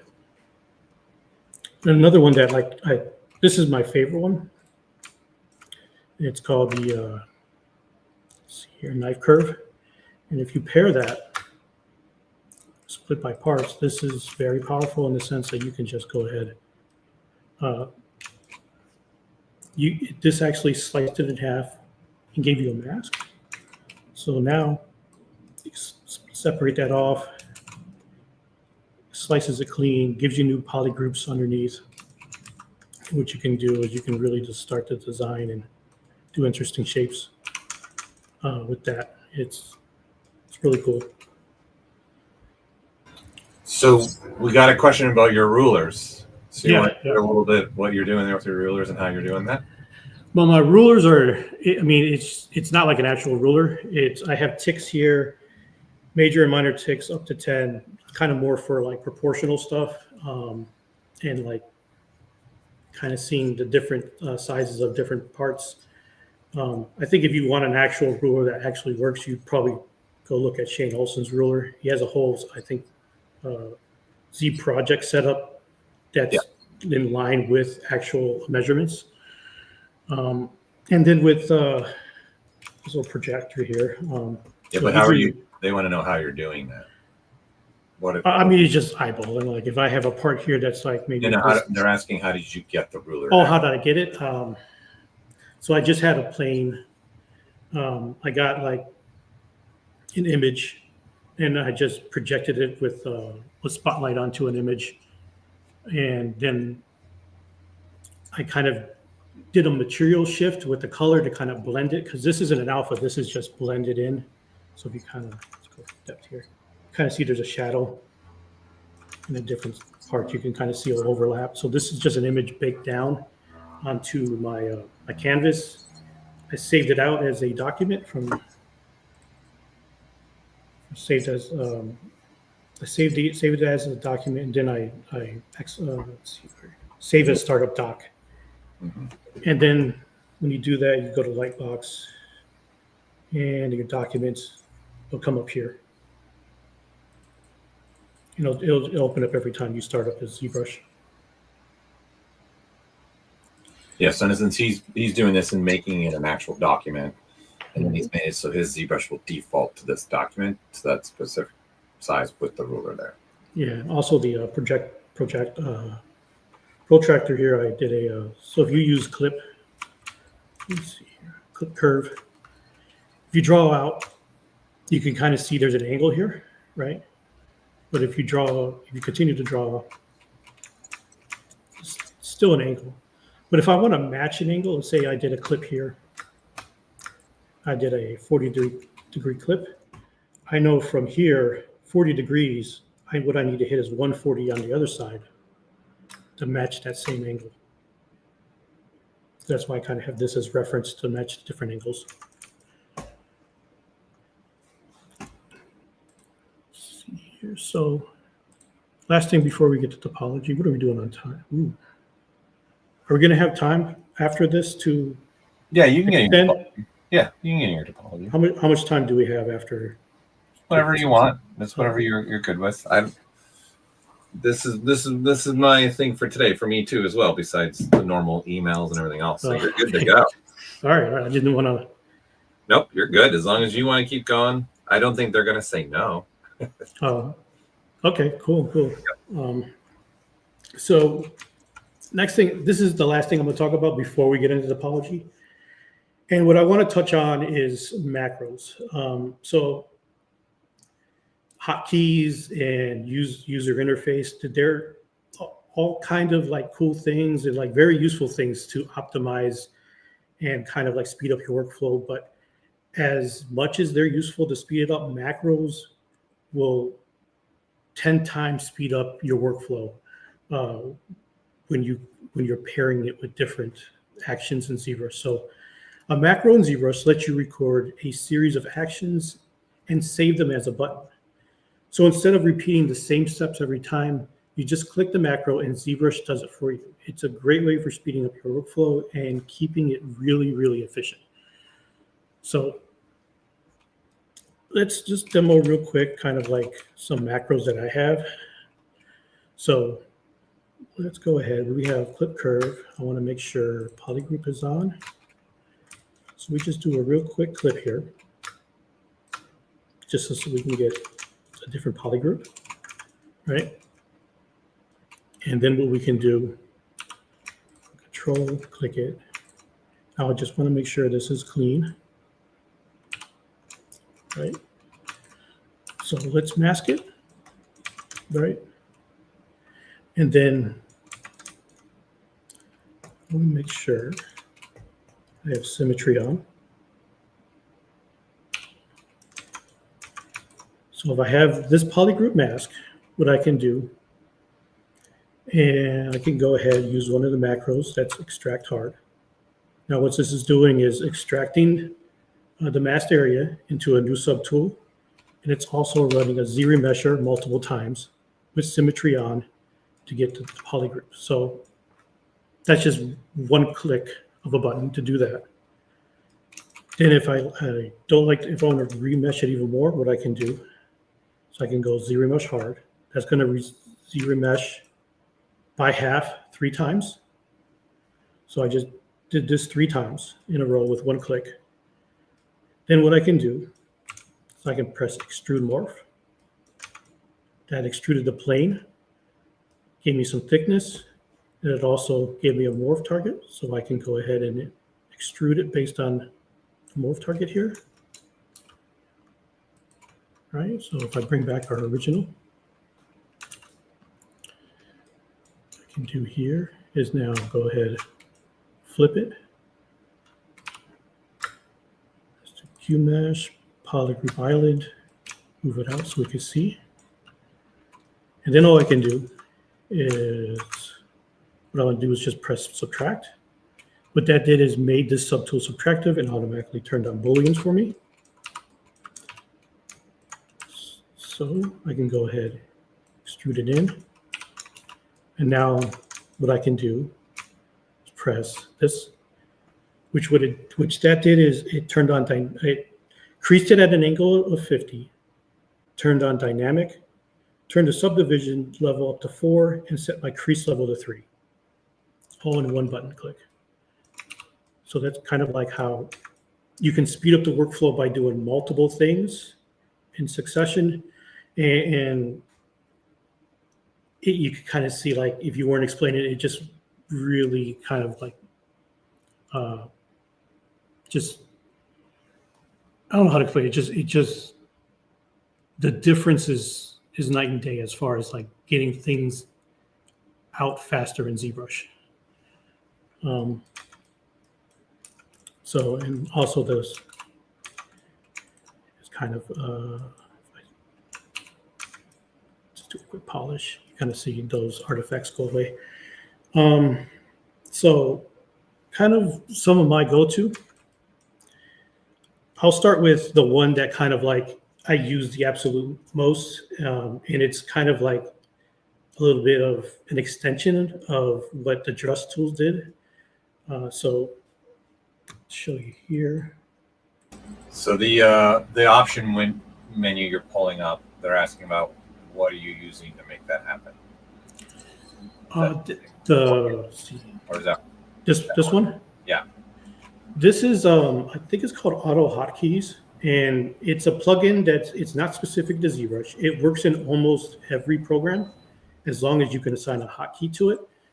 And it's I like to put all my operations like welding, merging down, auto groups, group by normals, and I have another one that's turn on solo, double, flip, orthographics, floor wireframe. Then I have all my masking and selection. Then I have my clip, slice, and knife brushes. and then my macros on this one and some macros on this one. Just really quickly doing different hotkeys with right click, and it pops it up. And it's called auto hotkey. Is that Auto hotkeys? Yeah.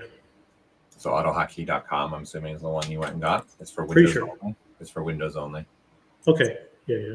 Is that the one I found? Yeah. Yeah. Yeah. You can use it for file manager. You can use it for even Google. You can use it for anything that assigns hotkeys and I don't know if it's the one he's got, but I put it in there for you guys. It's called autohotkey.com. Is what I put in there.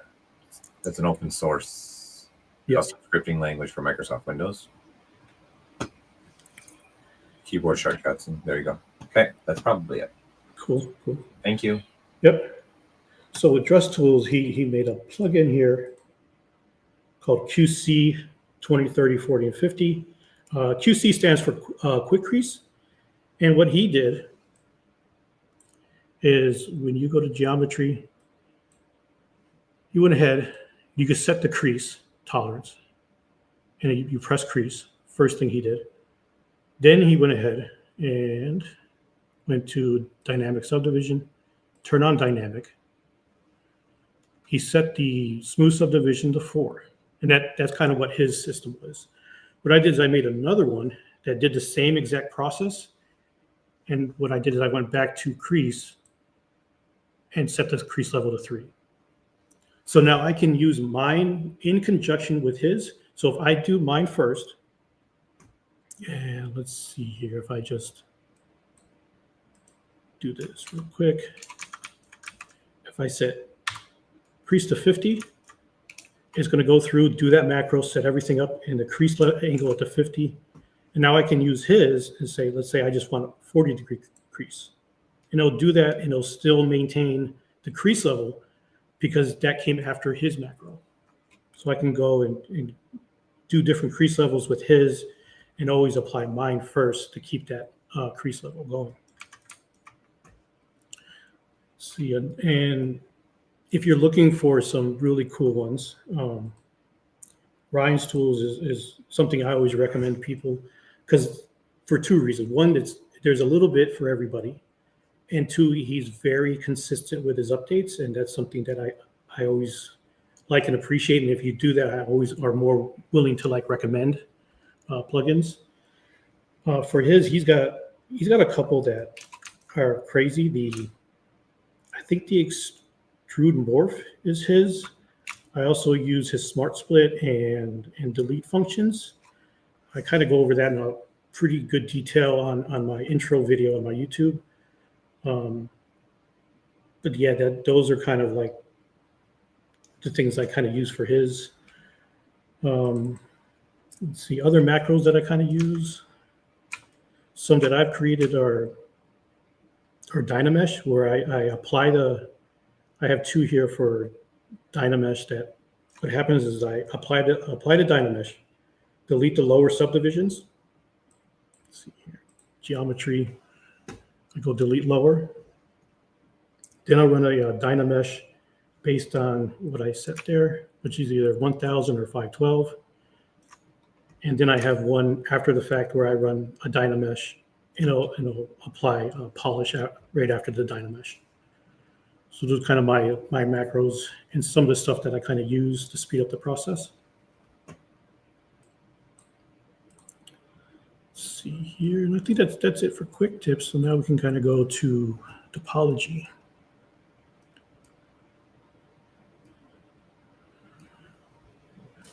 Let's see here. So the first one, is there any questions before we start in topology? I think you got most of the last one was what button do you have set up? I'm assuming they're asking what shortcut are you using to call up that menu. Oh, that's, I mean, Control Shift right click, Control Shift Alt right click, Control Window. I mean, all the little things in right click will call up. That's not like predetermined. That's anything you want to create. We'll call it up. All right. Okay, so this is a really interesting.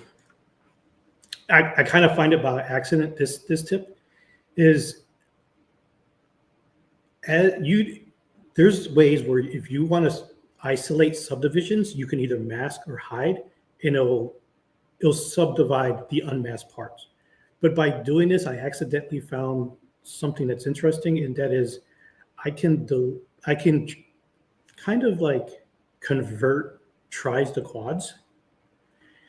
And there will be times where you need to convert tries back into quads. You know, maybe you accidentally saved over a version where the mesh is already converted for a game engine, or you know, you're working with outsourced assets that came in fully tries. That's where this can come in handy. And it's a real simple process. All you have to do, Control click to mask everything, and then Control D to subdivide. And it's going to remove all the quads and give you all the tries and give you quads. Another example of this is like we have different densities here of the triangles. So Control click to mask, Control D subdivide, and now converts all to triangles, right? Now there is a catch, right? This method only works best when the underlying topology has good edge flow. If you're working with something like Decimation Master, it will convert the tries to quad, but the topology will still be messy and really not usable. In those cases, it's better to use ZBrush or go with manual topology. Here's an example of that. So the edge flow underneath is kind of like messy. So if we mask it all, Control D, it will convert, but it's kind of crazy. Okay, so that's kind of like first tip for topology. And so next one is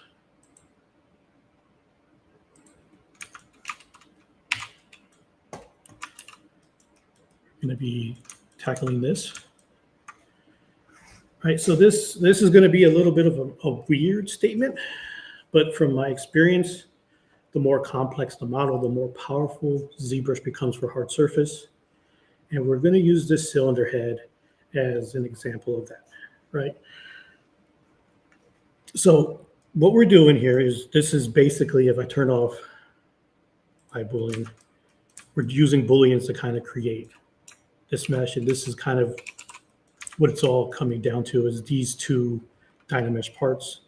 And these Dynamesh parts were used using groups. So that way I can always recall the entire piece I did. Right?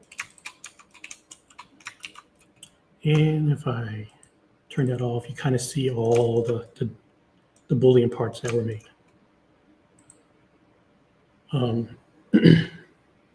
So what's great about the Boolean workflow is if you put it into a folder, go to the gear, and let's say you want to Boolean the folder, or you could do Boolean if you're using subdivisions. And what will happen is it'll create a Boolean here. And this is what it'll give you, right? Give you a nice Boolean mesh. It's all watertight. It's going to try to connect the points between the different, the Boolean topology and your blockout topology. But the important thing is it retains all the information you have here. And what's useful about that is, we take a look. This is the Boolean mesh. And it has topology already predetermined for it. So I already have a lot of the retopo already done for me, and in the places that are kind of hard to do.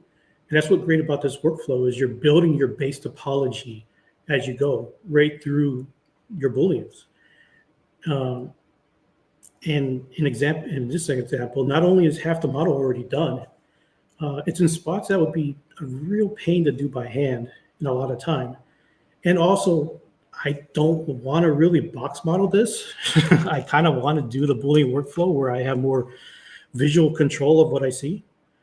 And even box modeling this would be kind of a challenge. Not saying that I couldn't do it. It's just, it's going to take a lot more restrictions with the underlying topology in this workflow. And also your mesh topology is really what determines the total topology of your retopo. So if you need to go lighter or heavier, you can tweak that any time during the Boolean stage. All right, so, and when you're all done, all you have to do is connect the dots, and you're kind of looking at something like this, right? So that's kind of one of the powerful things, and one of the interesting things about this workflow is you can get more complicated with your meshes, and then speed up during the retopo stages later on. So just to clarify, right, you're doing your Boolean process, you get your result. Obviously, Boolean is going to keep any existing topology. What for you is all your subtracts. And then you are then cleaning up the topology with ZModeler to bridging. Okay. So you're deleting the one main polygon and leaving that. Is that what you're doing? You're leaving what's left, and then now you're bridging between everything? Yeah, so all these here is just the Booleans I did, except for the main blockout here. Yep. And so with this, I have the Boolean base as like what we're referencing for the retopology. And then we have all our Booleans that I'm taking out the folder, combining into one. Okay. And then I am using ZModeler. Say I have some presets. So for the edge action, we have extrude, and we have snap to surface. Yeah. And then point action, quick set it. We have by brush radius and snap to surface. And then I'm just, connecting the dots here. Yeah, and then you're just extruding, bridging across. And then just wanted to make sure everyone was understanding what he was saying here, so you guys got a clear picture, right? So he's using and they're in places that are like super hard to retopo. Yeah. And I'm getting all the threading too. That's kind of would be hard to do. Yeah, this is one of the reasons why we decided to make Booleans do this process, not to triangulate the entire thing. The only triangulation you're getting on the Boolean is when there's intersections. Yeah. There's no triangulation. Yeah, there's no triangulation. It's really, it's crazy how fast the retopo process speeds up with this. And if this was symmetrical, which kind of you see there is a little less symmetry, you can just delete half and do half and then mirror it over. Yeah. So to the question that's coming through, can you reference the mesh topology to apply to another? I mean, with ZRemesher, technically, yes, he could do that as well. ZRemesher does remesh locally, so by visibility. So what I mean by that major block that Henry has, he could only show that and then just tell ZRemesher to remesh that, and it'll figure all the topology out. But you're not going to get crazy clean topology like his final result is. ZRemesher is not going to do a good enough job for that. Yeah, there is a limit. But I mean, you could, you could use ZRemesher if you wanted big, large sections kind of exposed, and then fill in the gaps for the smaller holes and surface changes. There might be models that would be best beneficial for that, but this isn't one of them. Yeah, this is very complex, actually. There's quite a bit going on here for them. Great tip. Another great tip. Thanks. Killing it with the tips tonight. Yeah. Wanted to get deep in the bag today. Yeah, you're in there, all right, for sure. He's been sharing a ton of stuff, guys. Just a boatload of stuff. Great stuff. All right. So now we're going to get into kind of more of like car examples and kind of what you guys are kind of asking for during the process stuff. So for retopo in the car, I'm going to start with the secondary structural definition stage. We're still using Dynamesh, right? So we're going to go ahead and we're going to mask off like a certain section like the hood. So if you have enough angle change here, which you could do with the masking, let's go ahead and bring up the brush palette here. Going to the depth, if you hold control, you can do depth mask. You can squeeze these outer and inner depths, and you can kind of like if I use, let's see, the right mask pen, do it for this one too. You don't want to go to 0, a little bit above 0. You make a mask up to a corner, right? It'll kind of help you out if you've gone to the stage where you kind of polish it up. But if you didn't, you could just mask it off. It could be dirty because this will be kind of like cleaned up during the retopo. And all you have to do now is say,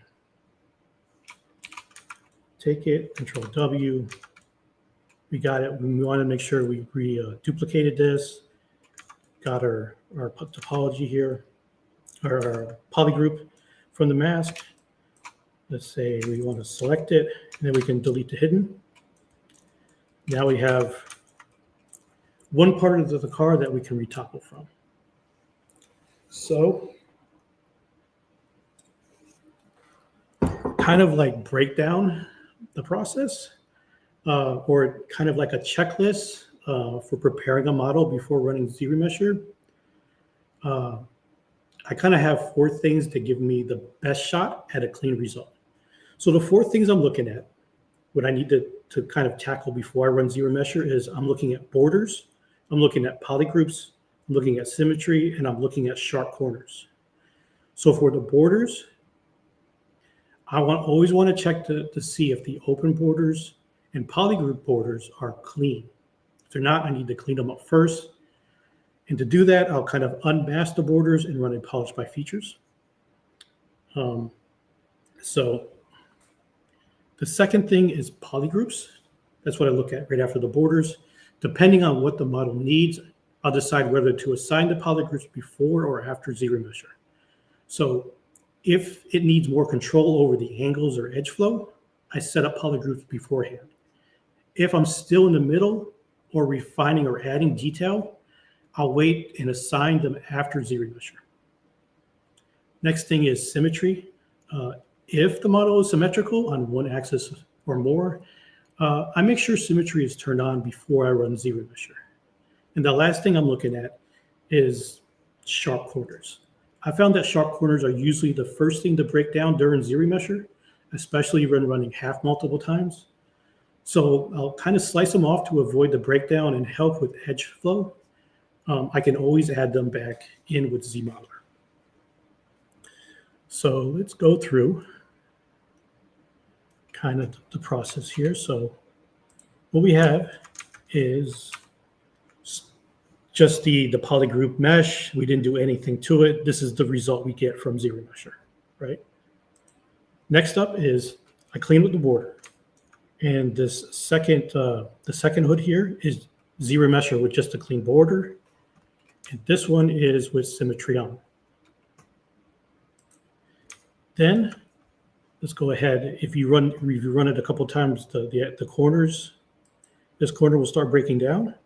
So what you do, you slice it off, run ZBrushLIVE, run it half a couple times, and you get something like this.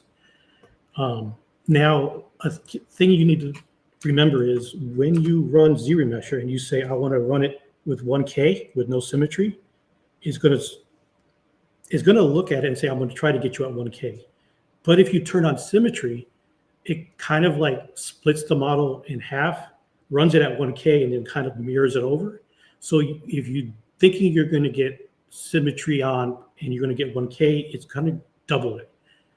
So it's going to give you 2K. So if you're running symmetry and you still want to keep 1K, just knock it down half by run it at 500 polys. Okay, so next is, so now that we have at this stage, what I want to do is I want to kind of add in polygroups because I want to build up structure and more form through the polygrouping. So I'll just slice it in with a slice curve brush. Maybe use the move brush to kind of angle this into the right shape. Then what I'll do right after that is I'll run a ZBrushLIVE with keep groups on and smooth groups down to 0.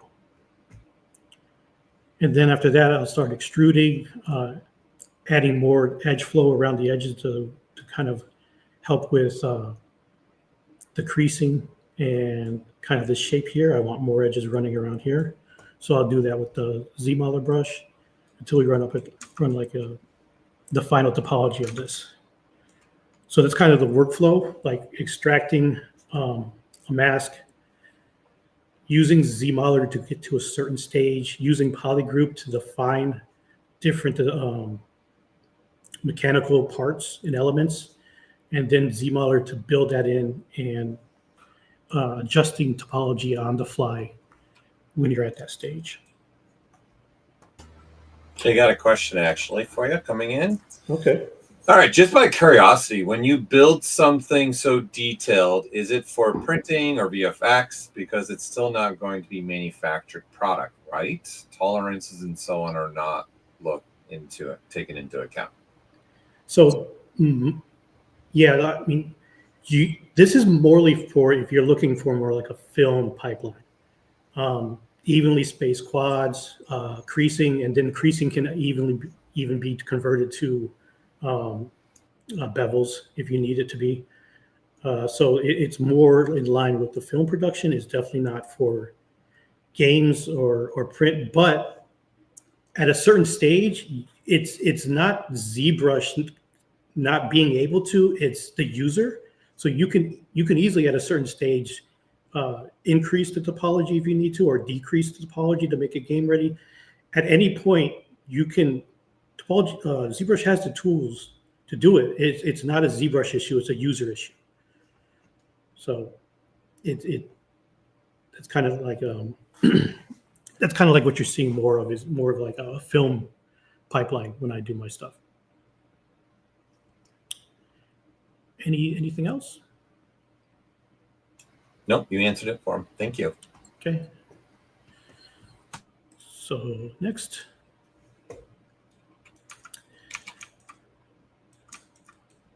Next one could be an interesting one, right? So we can grab a polyplane from the gizmo, the gizmo. And then what we can do is we can use, say, something like Deformer Soft. And we start kind of getting the edge flow kind of where we need it to be, getting the borders right to line up. So all we're looking for is the outer borders for this.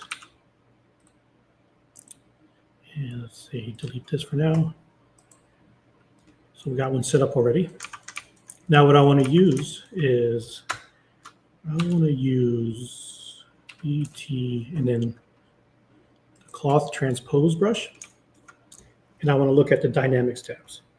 So the collision value, I kind of want to set it to low, so 0.001.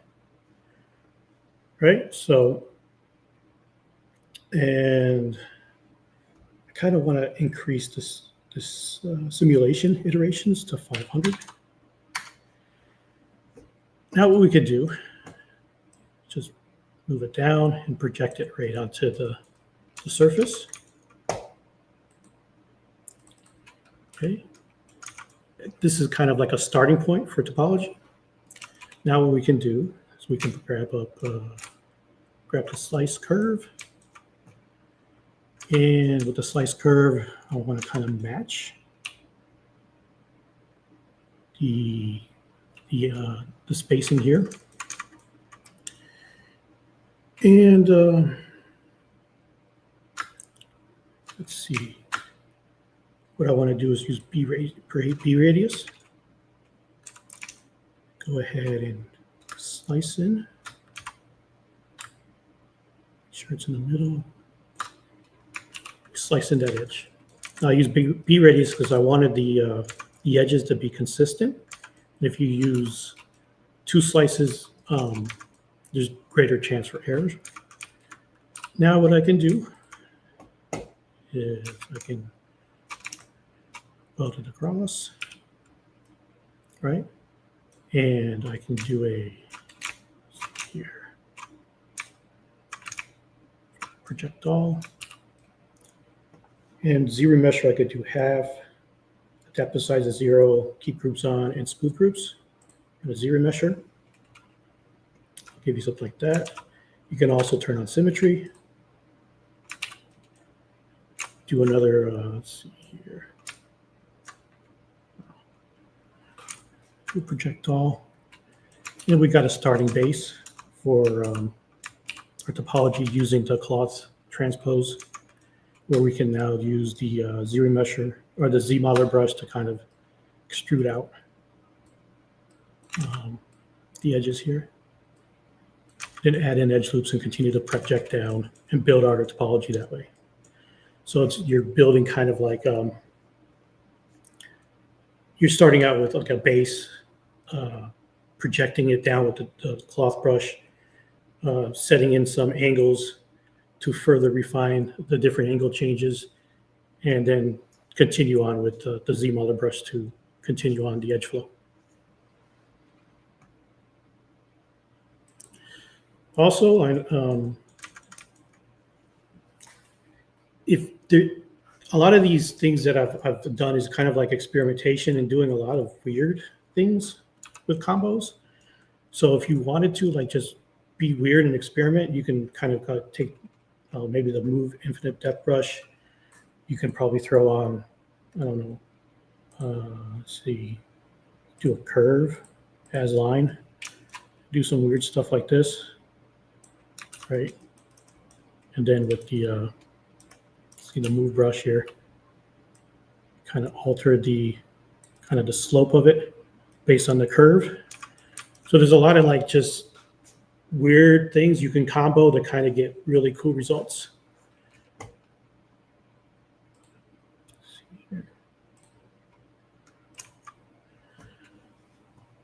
So let's see. To answer the question, the extrusion process snapping the new vertices to the underlying surface. Yeah, he's using dynamics dynamics will collide with the underlying surface.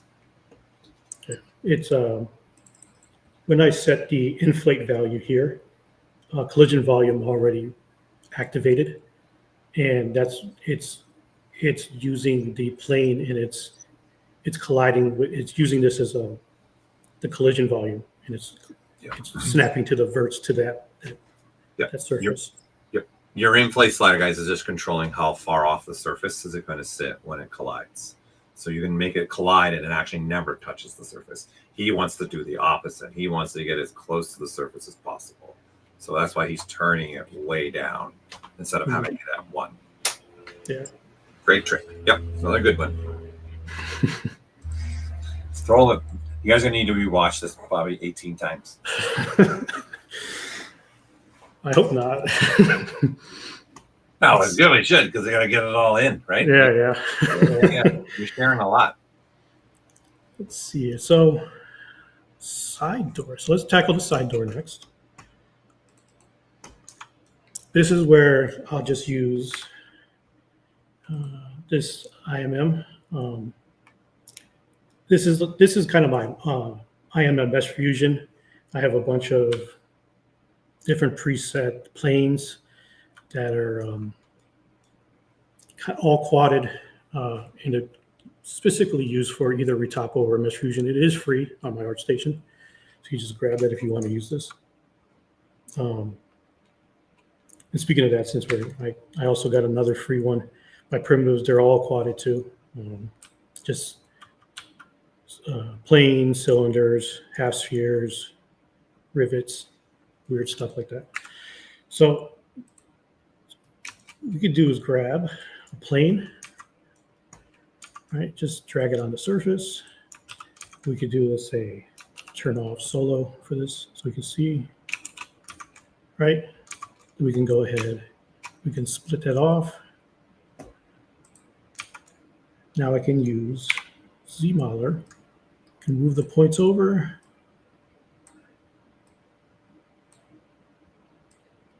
Get the largest surface first.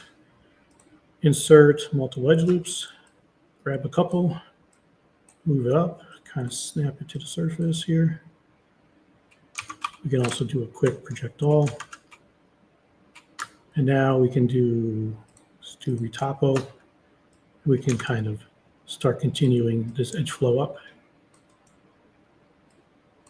all while I'm kind of moving points as we go. And we're working like large surfaces first and continue to move this down and over. And occasionally projecting down. And then we can continue just adding in edges, quad it up, then project down, you know, something quick. Build your quick retopple really fast by, you know, adding different things like that. Also, if you want to even hit up stuff like this where you just, we can do multiple stages to just speed it up, you know, and then come through, bridge these together with the edge extrude, add in some edge loops, move the points around, and you can kind of get some topology really quick, base topology to kind of build from. Okay, so now let's do another one. And this is the rear quarter panel. That's looking at this piece here. And we're going to use ZBrush approach to it. And we're going to use grouping from the slice brush to help control the edge flow. So let's say we masked the part out and we separate it out as a new piece. So this is our polygroup mask from our main body of the car. And this is ZBrush with nothing done to it, right? So this is, we clean up the border. And since we don't have symmetry, we can't use symmetry. And this is ZBrush with nothing but the border cleaned up. The edge flow is going different ways because there is a surface change. Now, if we go ahead, from the base, we slice in with a slice curve brush, kind of where the edge flow you want it to go in. ZBrush it. You're going to see with keep groups, smooth groups to 0. I do want to keep adaptive size a little bit higher because I do want it to kind of help with the edge flow around surfaces that are changing. And so you can kind of see the edge flows already better along here. And then if we run half and keep the polygroups like this, it's going to go lower and maintain the edge flow we kind of initially did with our high poly here. And then what you can do, clean it up, run a mask the border, clean the borders up, run a polish by features, and give it some thickness. And that's kind of how we create the corner panel of the car.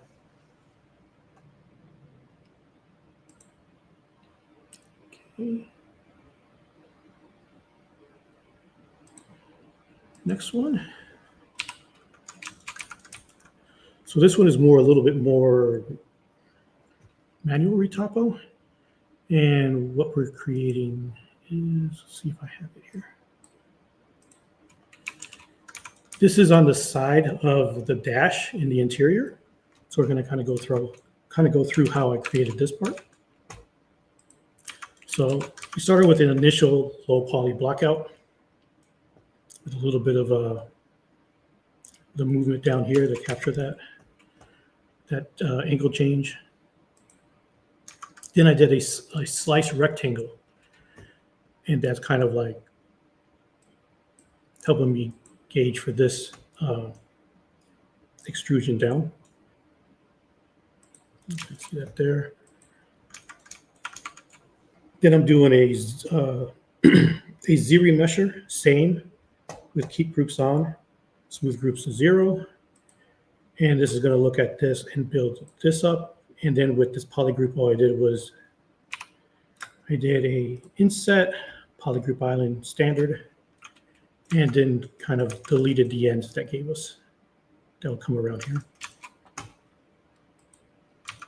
Then I just Q-meshed the polygroup island with shift holding to give it to that little bit of extrusion down. Then I gave it some thickness and with high poly. That way what I can do, So I could start sculpting in different changes of the model.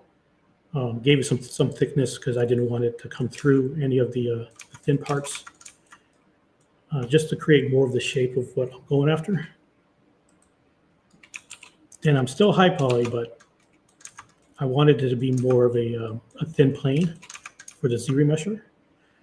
Also, when I'm doing IMMs, I kind of want to build from here. So what I did is I took the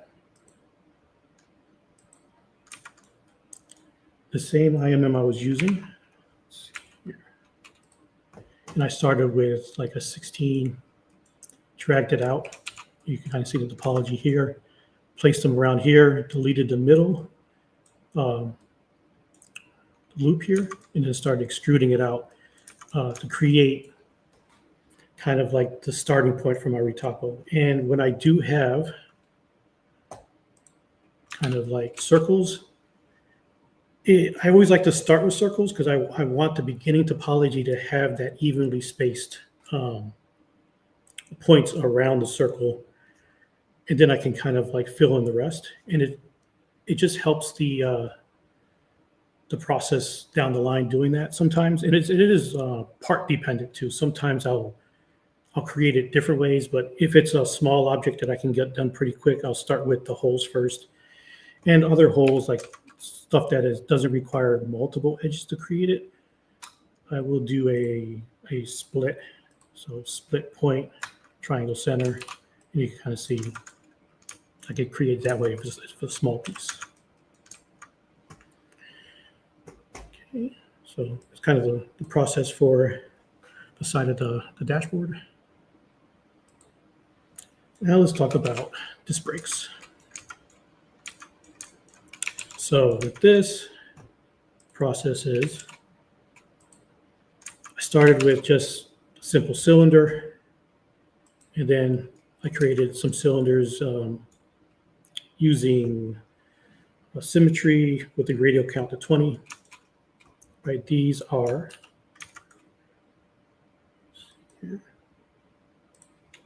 live Boolean, and with this I can just mask it, control move, and that's how I kind of duplicated this around.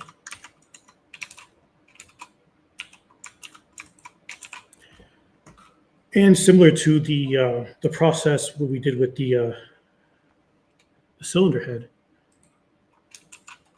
from the Gizmos gear, Boolean with dynamic subdivision.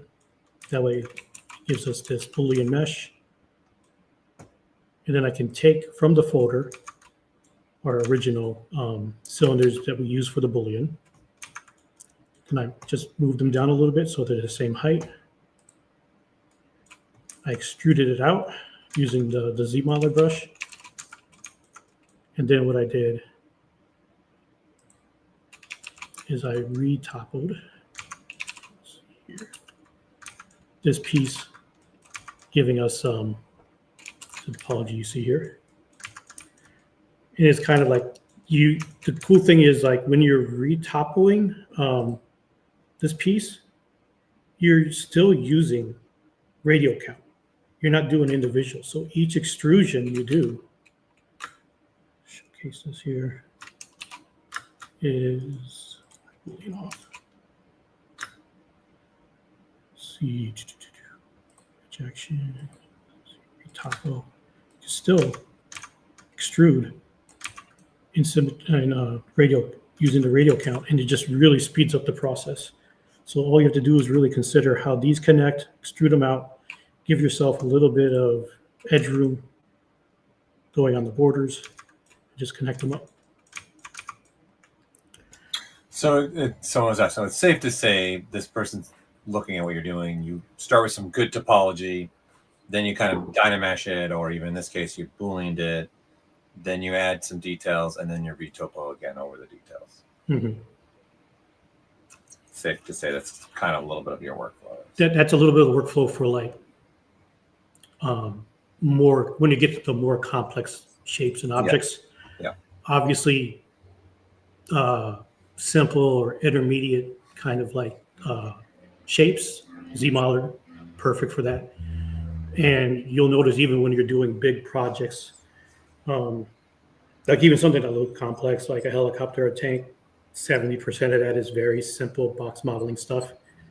It's just, there's certain things that do get complex, and that's where the poly count flexibility comes in handy, where you don't have to stay, restricted to the underlying topology. You go up and down real fast, get the forms you need for that complexity, and come back down in topology for your lower topology models. It's just a faster approach, definitely when you get to more complex parts. Yeah, I would say I'm with Henry on this. This is like he started this stream with this. Topology doesn't really matter. You're not restrained by the topology. If you guys notice this whole time, he's like, I'll do this topology, then I'll change it again, then I'll change it again.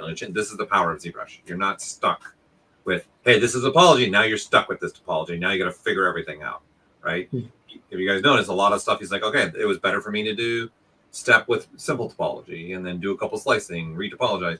Now I want to, then he goes, okay, now I'll ruin the topology with Dynameshing it or Boolean it. It doesn't matter, and I'll just reuse. This is kind of the one thing I would say I also am a big fan of for hard surfacing as well, is let go of this limitation of topology in essence. Because there's freedom here for you guys to go back and forth. It doesn't matter. Yeah, that's probably one of the things if you are coming from a box modeling background or like having a mindset of like, I just need to stay in ZModeler the entire time, you will be running into a plateau. Because the power of ZBrush is the freedom to go up and down in polygon resolution very, very fast. Yep.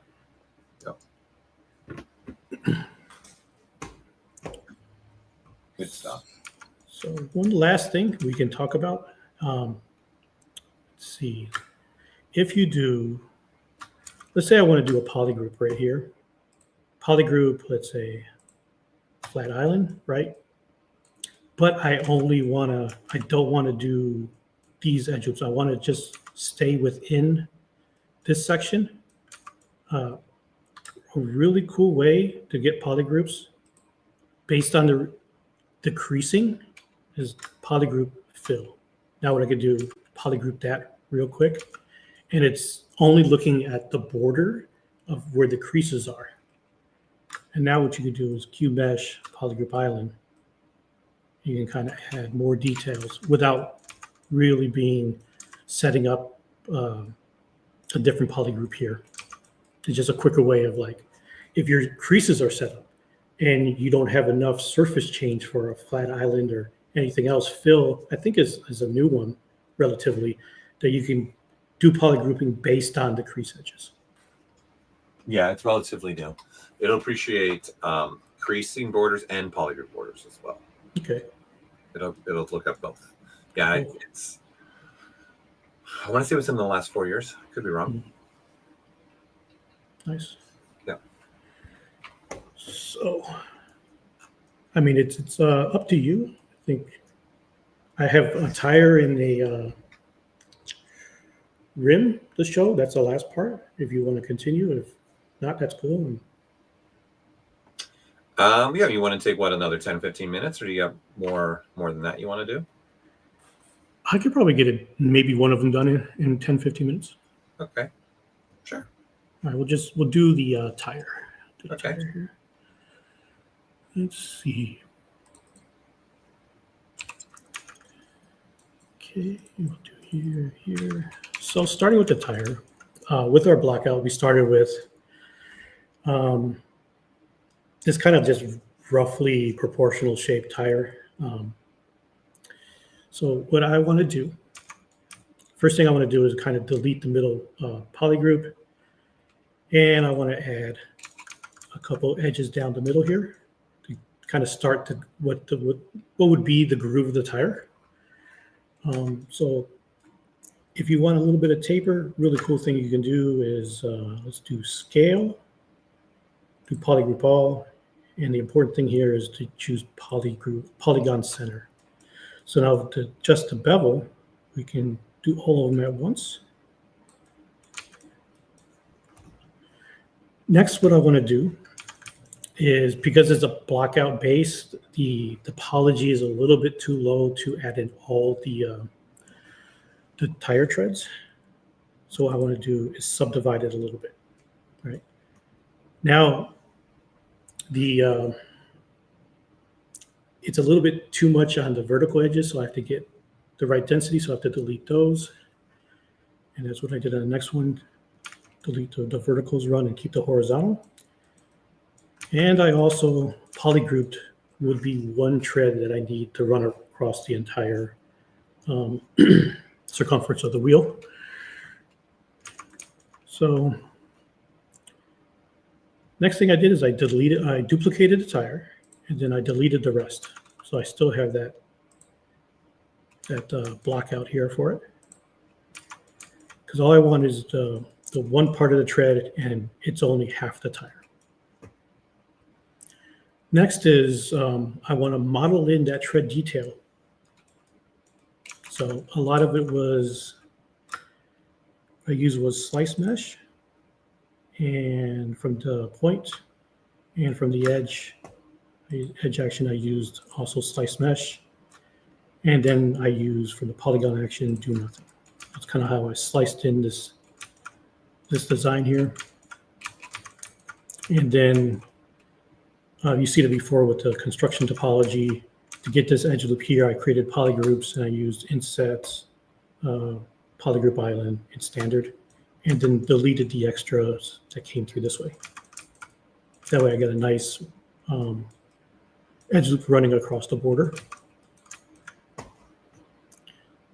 And then what I want to do is, what I want to do now, because I want to use array mesh, I have to move the tread to the center of the world. You don't have to, but it makes it easier for me to use array mesh. Now, what you could do is you could use Unify. So what Unify does is it resizes the subtool to its largest dimensions and fits roughly within a 2x2x2 unit cubed.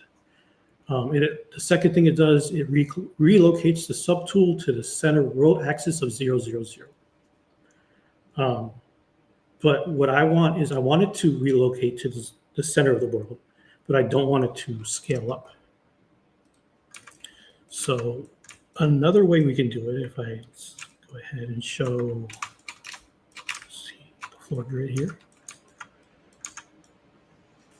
There is a macro that comes with ZBrush. Let's see here. And you can zero out the position without affecting the scale. And what I want to do is I want to zero out the Z-axis and Y-axis. So let's do that. Zero this out, zero the Z. Now we're in the center of the world, but we're at the same height. And before I do that, right, I also want to do is set a home stage and a target stage. So the home stage would be here. I would zero the location out, and that would be my target stage. Now, after I do the array, I can switch back and forth to the original location, because this is the original location of where the tire sits for the car. Okay, so now we're here. Frame it. You can also get rid of the floor grid. And now we can go down and use array mesh. So turning on array mesh, the first thing I like to do just as habit is press reset. I will set the repeats to 68. I will set the rotation in the x-axis to 360. And then I will look at the pivot, and I will bring up the transpose. You can activate it by hitting the transpose button up here. And then we can start bringing down this little yellow circle here. We can bring it down. If you hold shift, it'll lock it in. Just don't snap it here. Let's go ahead, bring it down a little bit more here.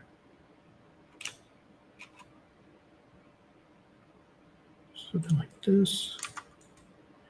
And if you want, let's go back to the pivot here. Let's see, we can zero this out. For the Y amount, we can click on it and we double click, we can have this little tiny, this little blue button here. This is a second slider that just really fine tunes the slide movement. We can click that and just really dial it in. Here. Slide it up until it hits the edge.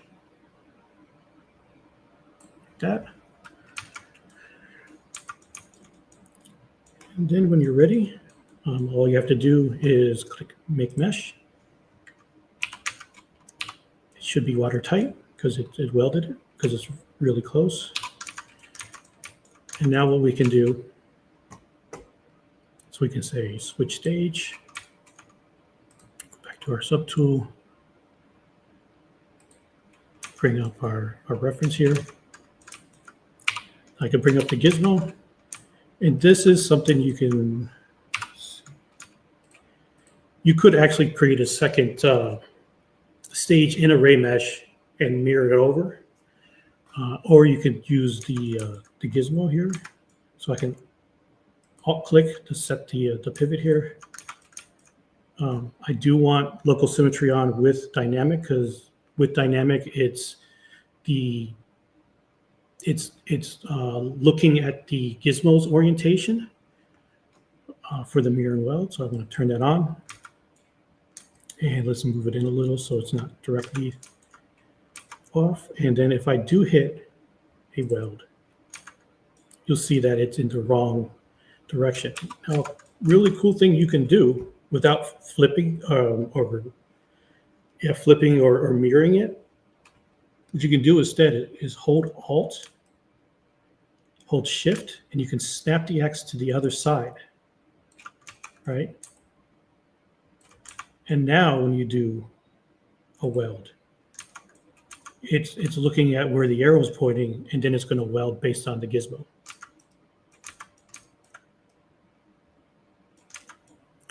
So, and then let's turn on dynamic, and then there you have it. There's the tread. Excellent. Nice. Cool. Well, you might as well finish it off with the rim since you got tired. Might as well get that rim in there. Cool. Last one. Last one. Here we go. So for the rim, I did a little bit of a cheat, right? So we could go to Lightbox, and we're looking at Spotlight. What I did is I loaded up the Spotlight primitives. And if we turn on Z, bring up the radial dial here, we can click here. If we click inside this little light blue circle, we can snap it and we can move it over. And turn off Z. Let's make this mesh a little bit bigger here. Z turns on the dial on and off, and you want to turn everything off, it's Shift Z. So let's click inside the box, inside the blue, snap it, outside of the blue, move it, we can snap it into the middle. And you can see there's orange dots right here, or yellow, looks like green, snap it. Then we can, up here, this is our scale it up. And then whenever you're ready, click this little camera icon, and you got your mesh. Real quick, real easy. And it will also, depending on the thickness of the tool that you're using, it will it'll give you the thickness of kind of that subtool. Get everything else out of here. So it's the same thickness. So if we thicken this up, the thickness, the Z depth that it projects back to will be determined on the subtool that you're on. So from there, all I want to do, grab the select right, delete the ends, And I just want this plane of the ZBrush logo. Right. So, let's see here. So what I did real quick is from here, like I showed you, I deleted it. I still have the plane. And I did a quick ZRemesher adaptive size to 50. Nothing really changed, and I just used saved.